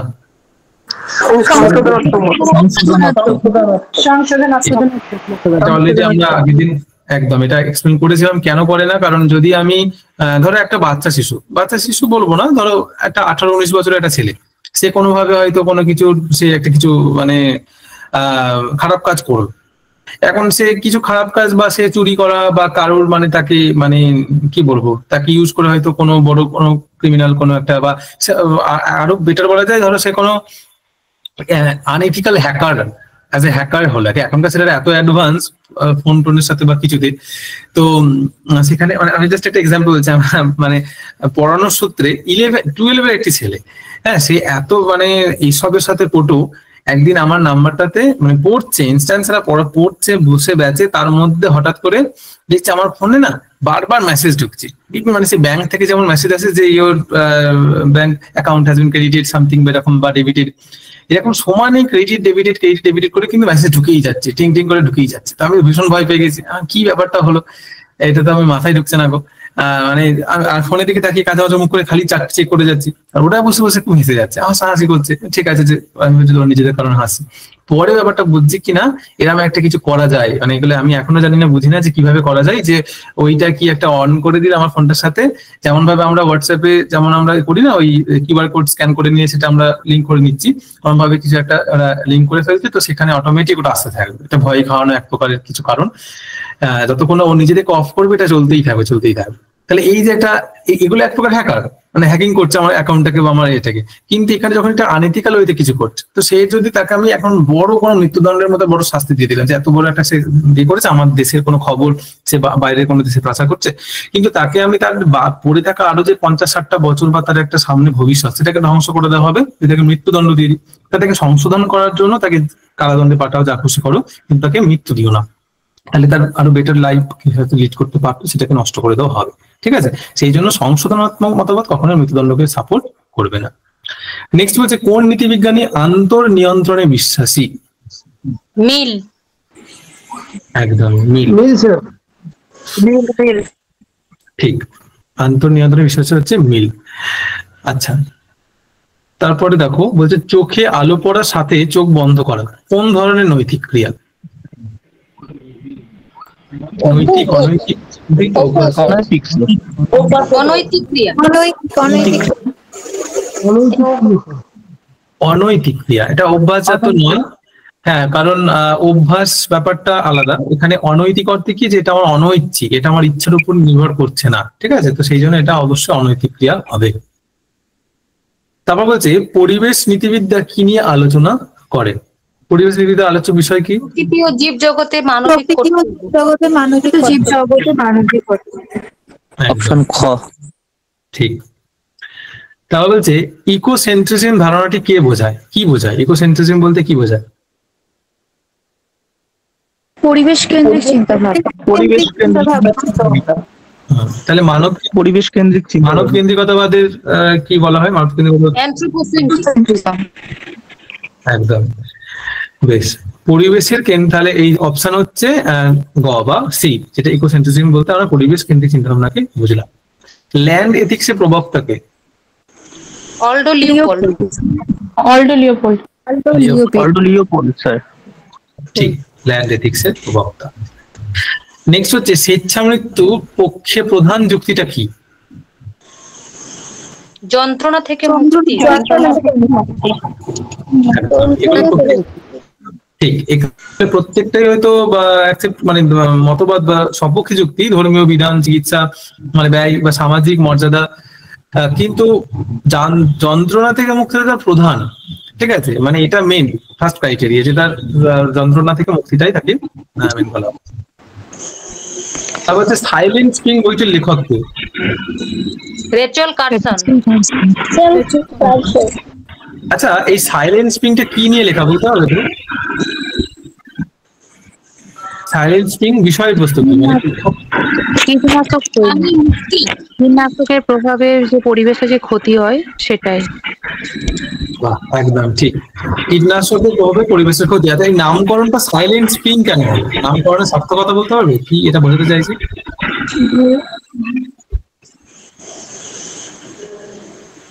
সাইলেন্ট স্প্রিং, দেখো স্প্রিং মানে আমরা কোনটাকে বুঝি? বসন্তকালের অন্যতম পাখি, তাই না? বসন্তকাল আমরা জানি পাখির ডাক বা মানে কোকিল, এগুলো বুঝি। অর্থাৎ যখন বসন্ত যখন সাইলেন্ট হয়ে যাচ্ছে, বসন্ত যখন সাইলেন্ট হয়ে যাচ্ছে, তার মানে কি না, এখানে নিস্তব্ধ হয়ে যাচ্ছে। তোমরা একটু মিউট করো। যখন সাইলেন্ট স্প্রিং মানে নিস্তব্ধতা, অর্থাৎ বসন্ত যখন নিস্তব্ধ বা সাইলেন্টলি আমার কাছে আসছে। যেমন ধরো মানে কীটনাশকের, বিশেষ করে ডিডিটি যেটা বলা হচ্ছে, কীটনাশকের প্রয়োগে যে একটা একটা ক্ষতি হচ্ছে, বা পশু মানে পাখির মূলত তাদের যে একটা ক্ষতি, দেখবে এই যে 5G আসাতে কিন্তু প্রচুর প্রাণী, প্রচুর পাখি কিন্তু মারা গেছে। ওই ওয়েভটা, এটা কিন্তু অনেকে নিতে পারে। যখন প্রথম এটা আনা হচ্ছে, মোটামুটি 2018-19 সাল করেই হয়তো হবে, 17-18 সাল করে এটা যে শুরু হয়েছিল। তো এই যে 5G যে ব্যাপারটা, যে আসছে 5G আরো স্পিড, 4G মানে আমাদের কাছে বিশাল, 3G থেকে 4G থেকে আবার 5G, এটাই তো মানে অবাক করার ব্যাপার ছিল। তো সেই সময় যেমনটা যে পাখিদের যে নীরব হয়ে যাওয়া, তো ঠিক সেরকম যে নীরব বসন্তের এটা বলা হচ্ছে। অর্থাৎ কীটনাশক বা এই সমস্ত পয়জনের সবকিছু পরিপ্রেক্ষিতে পরিবেশের যে একটা ব্যাপক ক্ষতি, তার ফলে পশু পাখি, বিশেষত পাখিদের যে একটা ক্ষতি, সেই স্প্রিং, সাইলেন্ট স্প্রিং, এই চিন্তা ভাবনা থেকে রেচেল কার্সন তিনি এই বইটি লিখেছিলেন। টম রেগান কোন তত্ত্বের প্রবক্তা? Tom Regan. অধিকার তত্ত্ব। অধিকার তত্ত্ব। সাইলেন্স স্প্রিংটা তাহলে কোন লেখকেরটা বললেন? বই লেখকের নামটা? Rachel Carson. সাইলেন্স স্প্রিং হচ্ছে র্যাচেল কারসন। তারপরেরটা হচ্ছে দেখো, এটা বললাম যে টম রেগান কোন তত্ত্বের প্রবক্তা? অধিকার তত্ত্ব, একদম। তিনি টম রেগান মানে অ্যানিম্যাল রাইটস মনে রাখবে, ঠিক আছে? অ্যানিম্যাল রাইটস এর কথা বলছে। হ্যাঁ বলো, কিছু বলছো কেউ? আচ্ছা, অধিকার তত্ত্ব বা অ্যানিম্যাল রাইটস এর কথা বলছে টম রেগান, ঠিক আছে? এটা সবসময় মনে রাখবি, এটা খুব ইম্পর্টেন্ট। যেমন একটা কারোর একটা মাইক্রোফোন থেকে একটু প্রবলেম হচ্ছে, হ্যাঁ একটু তাহলে দেখবে বেশ।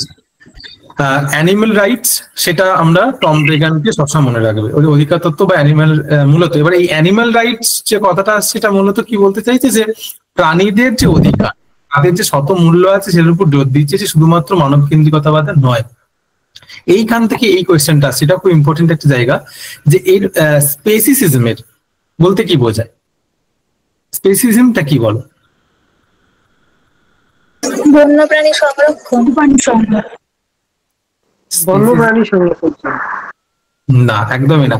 স্পেসিসিজম বলতে বোঝায় কেবল মানুষকে উচ্চতর মনে করা। এইটা মানে এর কনসেপ্টটা, এই স্পেসিসিজমের কনসেপ্টটা আনছে কে? পিটার সিঙ্গার এটাকে ইন্ট্রোডিউস করেছেন অ্যাজ এ, মানে মানুষের উচ্চতর মনে করার যে কনসেপ্ট, ঠিক আছে, এটাকে স্পেসিসিজম বলা হচ্ছে। অর্থাৎ একটা যে আমাদের যে মানব কেন্দ্রিকতাবাদের অন্যতম যে বিষয়, কেন মানব কেন্দ্রিকতাবাদটা আসছে কোন থেকে? যে মানুষই সবকিছুর পরিমাপক, বা মানুষকে আমি সব থেকে বড়, বা হয় না যে আমরা কথাটা বলি যে কি বলে, মানে বুদ্ধিমান বা কি একটা, মানে মানুষকে যে সর্বশ্রেষ্ঠ জীব বলে মানছে, এই যে সর্বশ্রেষ্ঠ জীব, এইটা হচ্ছে স্পেসিসিজমের মেন কনসেপ্ট, ঠিক আছে? যেখানে মানুষকে উচ্চতর বা সর্বশ্রেষ্ঠ জীব বলে দাবি করা হচ্ছে। বাংলাটা কি একটু বলবেন? স্পেসিসিজমের বাংলা, হ্যাঁ এটা না, এটা আমি এই যে এই টার্ম, এটা একটা টার্ম বলা যেতে পারে। এই টার্মটাকে এভাবেই পেয়েছি। এবার এটা মানে মানব কেন্দ্রিকতাবাদকে এটা সাপোর্ট করে। এবার তাহলে এর বাংলাটা নিকেন্দ্রিকতা বা মানব কেন্দ্রিকতাবাদ হতে পারে, কিন্তু এই জন্যই এই টার্মটা, দেখো যদি প্রশ্নে যদি মানব কেন্দ্রিকতাবাদকে বলতে কি বোঝায়, তোমরা সহজে এটা উত্তর দিয়ে দেবে, খুব সহজে সবাই বলে দেবে। কেউ মানব কেন্দ্রিকতাবাদ শব্দটা দেখলে কিন্তু বন্যপ্রাণী সংরক্ষণ বলবে না।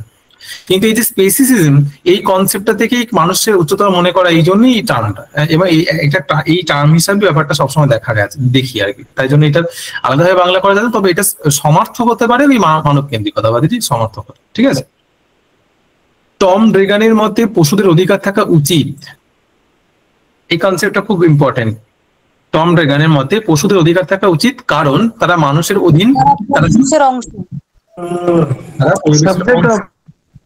সাবজেক্ট অফ লাইফ, একদমই ঠিক।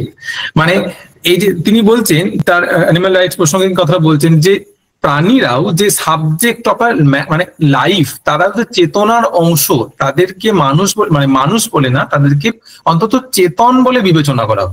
দেখবে একটা কনসেপ্ট বলি, আমাদের না, আমরা মানে একটা কনসেপ্ট আছে কি, আমরা সবসময় বলি, সেটা বিবেকানন্দ বলো বা প্রত্যেকেই, মানে যারা মনীষা আছেন, বা বিশেষ করে মানে শ্যামকৃষ্ণদেব এবং বিবেকানন্দের হাত ধরে বেশি প্রচারিত হচ্ছে কি না, মানব দেবতা, যেটাকে রবীন্দ্রনাথ ঠাকুরও বলছেন, মানব দেবতার কথা বলছেন।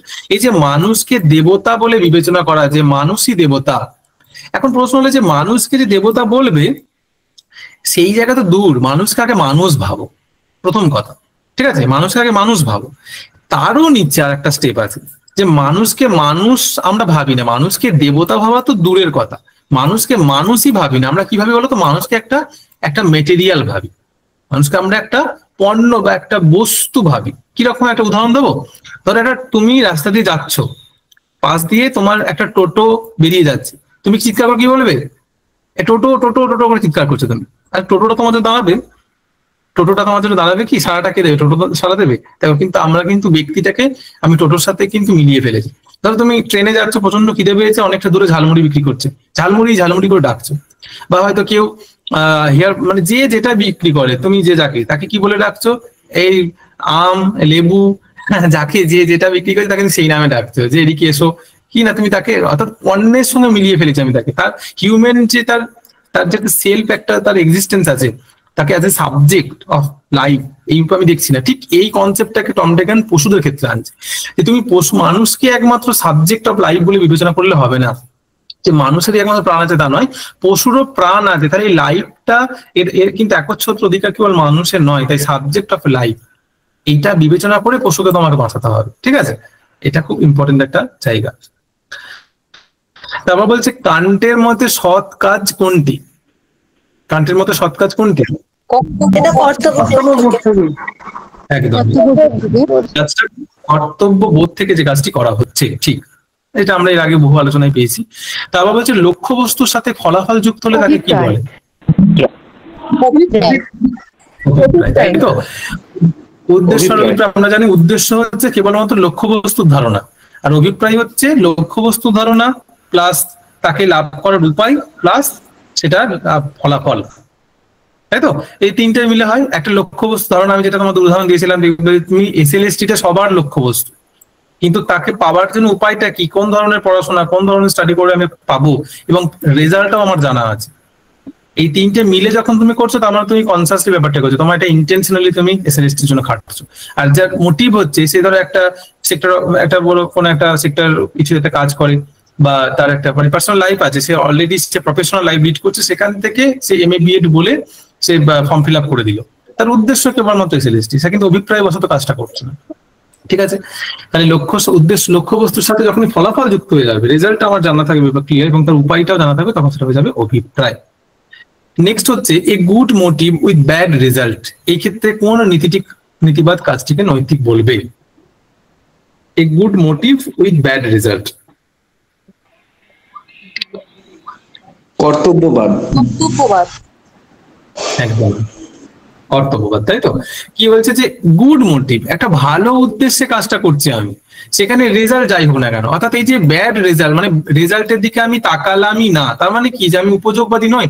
সবসময় যদি রেজাল্টের দিকে তাকিয়ে কাজটা করা হয়, তাহলে সেটা উপযোগবাদ, কিন্তু মোটিভটা আমার ভালো হওয়া যায়। কারণ সবসময় বলছে যে গুডউইল বা সদিচ্ছার দ্বারা প্ররোচিত হয়ে কাজটা করো, গুডউইল। ঠিক আছে, যে তোমার কাজটার পিছনে যেন একটা সদ ইচ্ছা থাকে, রেজাল্ট যাই হোক না কেন। তুমি জানবে তুমি তোমার কাছে একদম পরিষ্কার, তুমি কারোর ভালোর জন্য তাকে কিছু বলতে গেছিলে, সেটা রেজাল্ট সে তোমার সঙ্গে সম্পর্ক রাখেনি, নো ম্যাটার, কোনো প্রবলেম নেই, কিন্তু তুমি কখনোই তার মুখের মতো মুখরোচক খবর দিয়ে বা কথা বলে তার কাছে ভালো সাজতে যেও না। যেটা তার ক্ষতিকর সেটাকে সবসময় অ্যাভয়েড করো। তার মনের মতো হওয়ার জন্য বা রেজাল্টে তার অনেক বন্ধু হওয়ার জন্য তাকে তার ক্ষতি করে এমন কোনো কথা বলো না। তাহলে তাকে গুড উইল বা গুড মোটিভ থেকে কাজটা করো, রেজাল্টের দিকে তাকিও না। ঠিক আছে, এটা কর্তব্যবাদের দৃষ্টিভঙ্গি। নেক্সট হচ্ছে নীতি কর্তব্যবাদের সমর্থক হলেন। নীতি কর্তব্যবাদের সমর্থন ঘ উক্ত সবাই সকলে সবকটাই সমর্থন। নীতি কর্তব্যবাদকে সৌজন্য হত্যাকে সর্বপ্রথম স্বীকৃতি দেওয়া হয়েছিল যে দেশে? নেদারল্যান্ডে। একদম ঠিক, নেদারল্যান্ডে সর্বপ্রথম এটা লিগালাইজ হইতে করা হয়। তারপর যে দৃষ্টান্তমূলক শাস্তির সমর্থক মতবাদ কোনটি?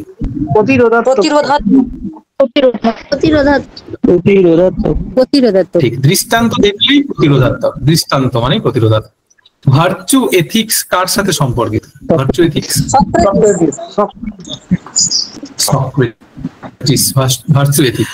দেখো, ভার্চু এথিক্স কথাটাকে আমরা কিন্তু আরো মোস্ট অ্যাপ্রোপ্রিয়েটলি কিন্তু অ্যারিস্টটল বলতে পারি। সক্রেটিসও কিন্তু ভার্চু এথিক্স মানে এথিক্সের সমর্থক, কিন্তু অ্যারিস্টটল কে কেন বলছি, কারণ অ্যারিস্টটলের হাত ধরেই বা অ্যারিস্টটলের পরবর্তী ক্ষেত্রে এই ভার্চু এথিক্স এর কনসেপ্টটা ইন্ট্রোডিউস হচ্ছে। মানে ভার্চুর কথা কিন্তু সক্রেটিস বলছেন, এটা একদম ঠিক, কিন্তু ভার্চু এথিক্স বা গুণগত নৈতিকতা বা গুণমানের কথা, অর্থাৎ অ্যারিস্টটলে তোমরা যদি ভার্চু এথিক্স দেখো, এটা কিন্তু অ্যারিস্টটল প্রথম এটাকে প্রচার করছে, ইন্ট্রোডিউস করছে। যেভাবে বলতে পারো যে ধরো অদ্বৈত বেদান্তের প্রতিষ্ঠাতা কি? অদ্বৈত বেদান্ত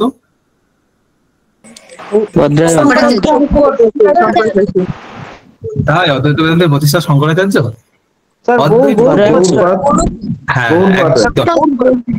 অদ্বৈত বেদান্তের কনসেপ্টটাকে ইন্ট্রোডিউস করাচ্ছেন ফার্স্ট, মানে প্রতিষ্ঠা করছে গৌড়পাদ, তার শিষ্য গোবিন্দপাদ, তার শিষ্য শঙ্করাচার্য। শঙ্করাচার্যের হাত ধরে সেটা সর্বভারতীয় বা সার্বিকভাবে সেটা ইউনিভার্সালি সেটা প্রচারিত হচ্ছে। ঠিক আছে, কি ঠিক একই রকম ভাবে বা তুমি যদি দেখো যে জেনোফিনিস হচ্ছে কি না এলিয়াটিক সম্প্রদায়ের প্রতিষ্ঠাতা বলছি, কিন্তু সেই ক্ষেত্রে প্রচার পাচ্ছে কিনা পারমেনাইডিস এর হাত ধরে, সেটা জেনোফিনিস পারমেনাইডিস জেনো। ঠিক সেরকম ভাবে সক্রেটিস কিন্তু এইটা ইন্ট্রোডিউস করে দিয়ে চলে যাচ্ছেন, ভার্চু বা সদ্গুণের কথা বলে যাচ্ছেন, কিন্তু অ্যারিস্টটল ভার্চু এথিক্স এর প্রবক্তা। ঠিক আছে, তোমরা ইউডোমোনিয়ার কনসেপ্ট পাবে অ্যারিস্টটলের দর্শনে। তারপর হচ্ছে মিনস, তারপর কনসেপ্ট অফ মিনস বা মধ্যপন্থার কনসেপ্ট পাবে তোমার অ্যারিস্টটলের ক্ষেত্রে। এখন ভার্চু এথিক্স কি বলে, ভার্চু এথিক্স এর মেইন কনসেপ্ট কি বলতে পারবে কেউ? ভার্চু এথিক্স এর কনসেপ্ট কি বলে ভার্চু এথিক্স? দেখো ভার্চু এথিক্স হচ্ছে আমরা যে মোটা দাগে দুটো ভাগ করছি না, একটা উপযোগবাদ আর একটা কর্তব্যবাদ। উপযোগবাদ বলছে রেজাল্টের দিকে তাকিয়ে কাজকে বিচার করো, আর কর্তব্যবাদ বলছে না যে মোটিভটা দিকে তাকিয়ে কাজটা করো, যে সে গুডউইল বা সদিচ্ছাবশত কাজটা করছে কিনা।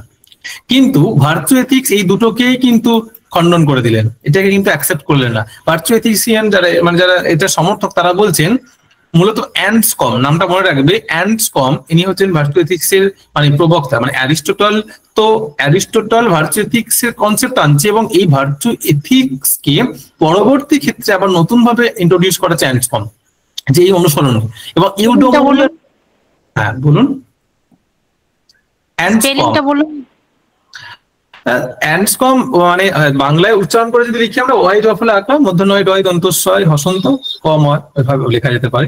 স্পেলিং এগুলো তো নাম একটু অন্যরকম, তো এটা উচ্চারণগত ভাবে বানানটা করতে হবে আর কি। অ্যান্ডসকম, ঠিক আছে।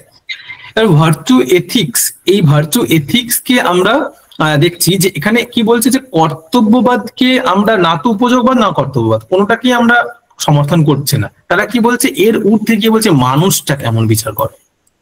ঠিক আছে, ধরো কোনো একটা মানুষ, ঠিক আছে, সেই মানুষ কি কাজ করলো সেই পার্টিকুলার কাজটাকে দেখে বিচার করো না, আবার সে কাজটা কোন ইচ্ছাটাকে করলো সেটাও বিচার করো না, মানুষের জীবনটাকে বিচার করো। সেই মানুষটা সমগ্র জীবনে সে কেমন, অর্থাৎ সে ভার্চুয়াল লাইফ লিড করেছে কিনা, তার লাইফটাতে সদ্গুণ, তার চরিত্র আছে কিনা, সদ্গুণকে তার কাজে আনতে হবে না।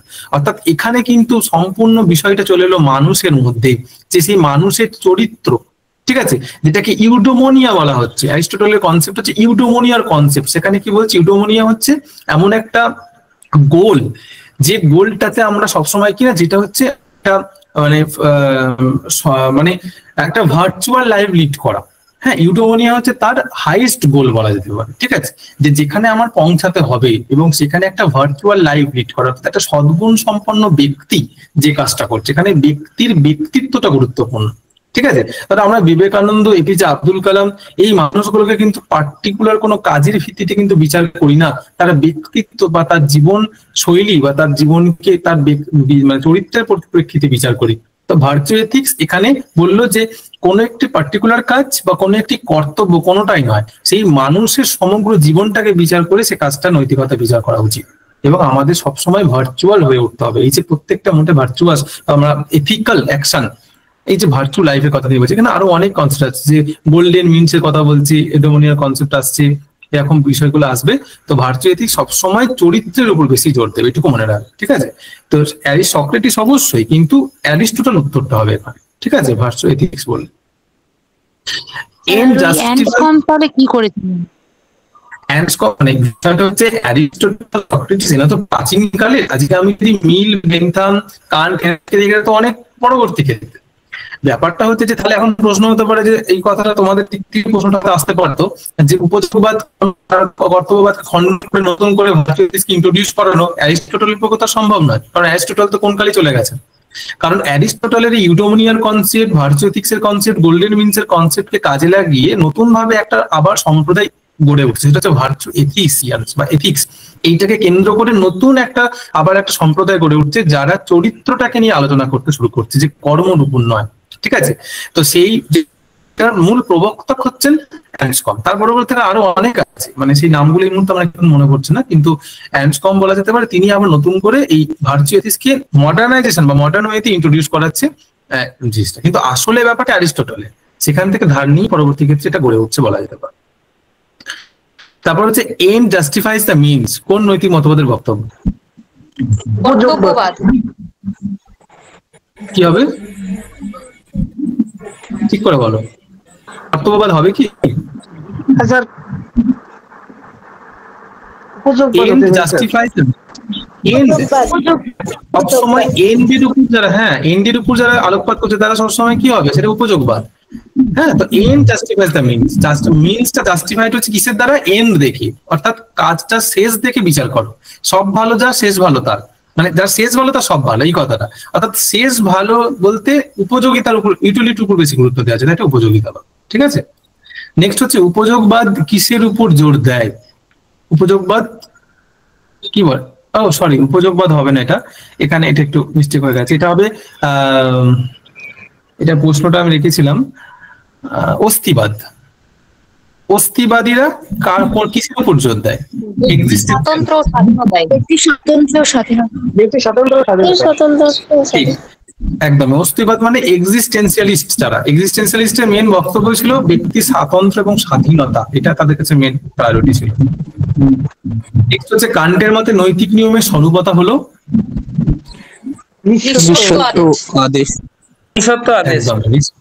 মানে কোনো শর্তাধীন ব্যাপারটা হবে না, নিঃশর্ত সেটাকে আমাকে মানতে হবে। আচ্ছা, সঠিক ক্রমটি নির্বাচন করে, এটা এই যে আমরা নৈতিক যে কর্ম, নৈতিক বা ঐচ্ছিক কর্ম, সেই ঐচ্ছিক কর্মের তারপর লক্ষ্য, কামনার দ্বন্দ্ব, বিচার মনোনয়ন। বিচারের পর এখানে আলোচনা ছিল, যাই হোক একদমই তাই। আনসার হবে কয়েকটা। প্রথমে হ্যাঁ, প্রথমে অভাববোধ, সেখান থেকে লক্ষ্য করলাম, সেখান থেকে কামনা হলো, কামনার মধ্যে দ্বন্দ্ব এলো, সেখান থেকে বিচার করে আমি মনোনয়ন করলাম আলটিমেটলি। ঠিক আছে, এটা আমি উদাহরণ তোমাদের আগে দিয়ে বুঝিয়েছি। দুটি সুখকে দাঁড়িপাল্লায় ওজন করো, যে সুখটি পাল্লা ভারী সেই সুখটি গ্রহণ করো।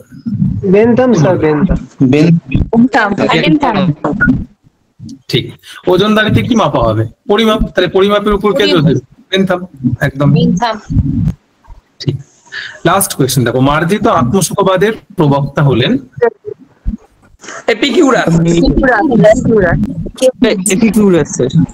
মানে গুণগত, অর্থাৎ বই পড়া। আমার সুখের কথাই ভাবো, কিন্তু ওই যে জৈবিক সুখ অপেক্ষা বই পড়া বা গান শোনা, অর্থাৎ এটা বা মানসিক সুখটা অত্যন্ত বেশি অ্যাকসেপ্টেবল, এটা এপিকুরাস বলছে, এটা অ্যারিস্টোপাস।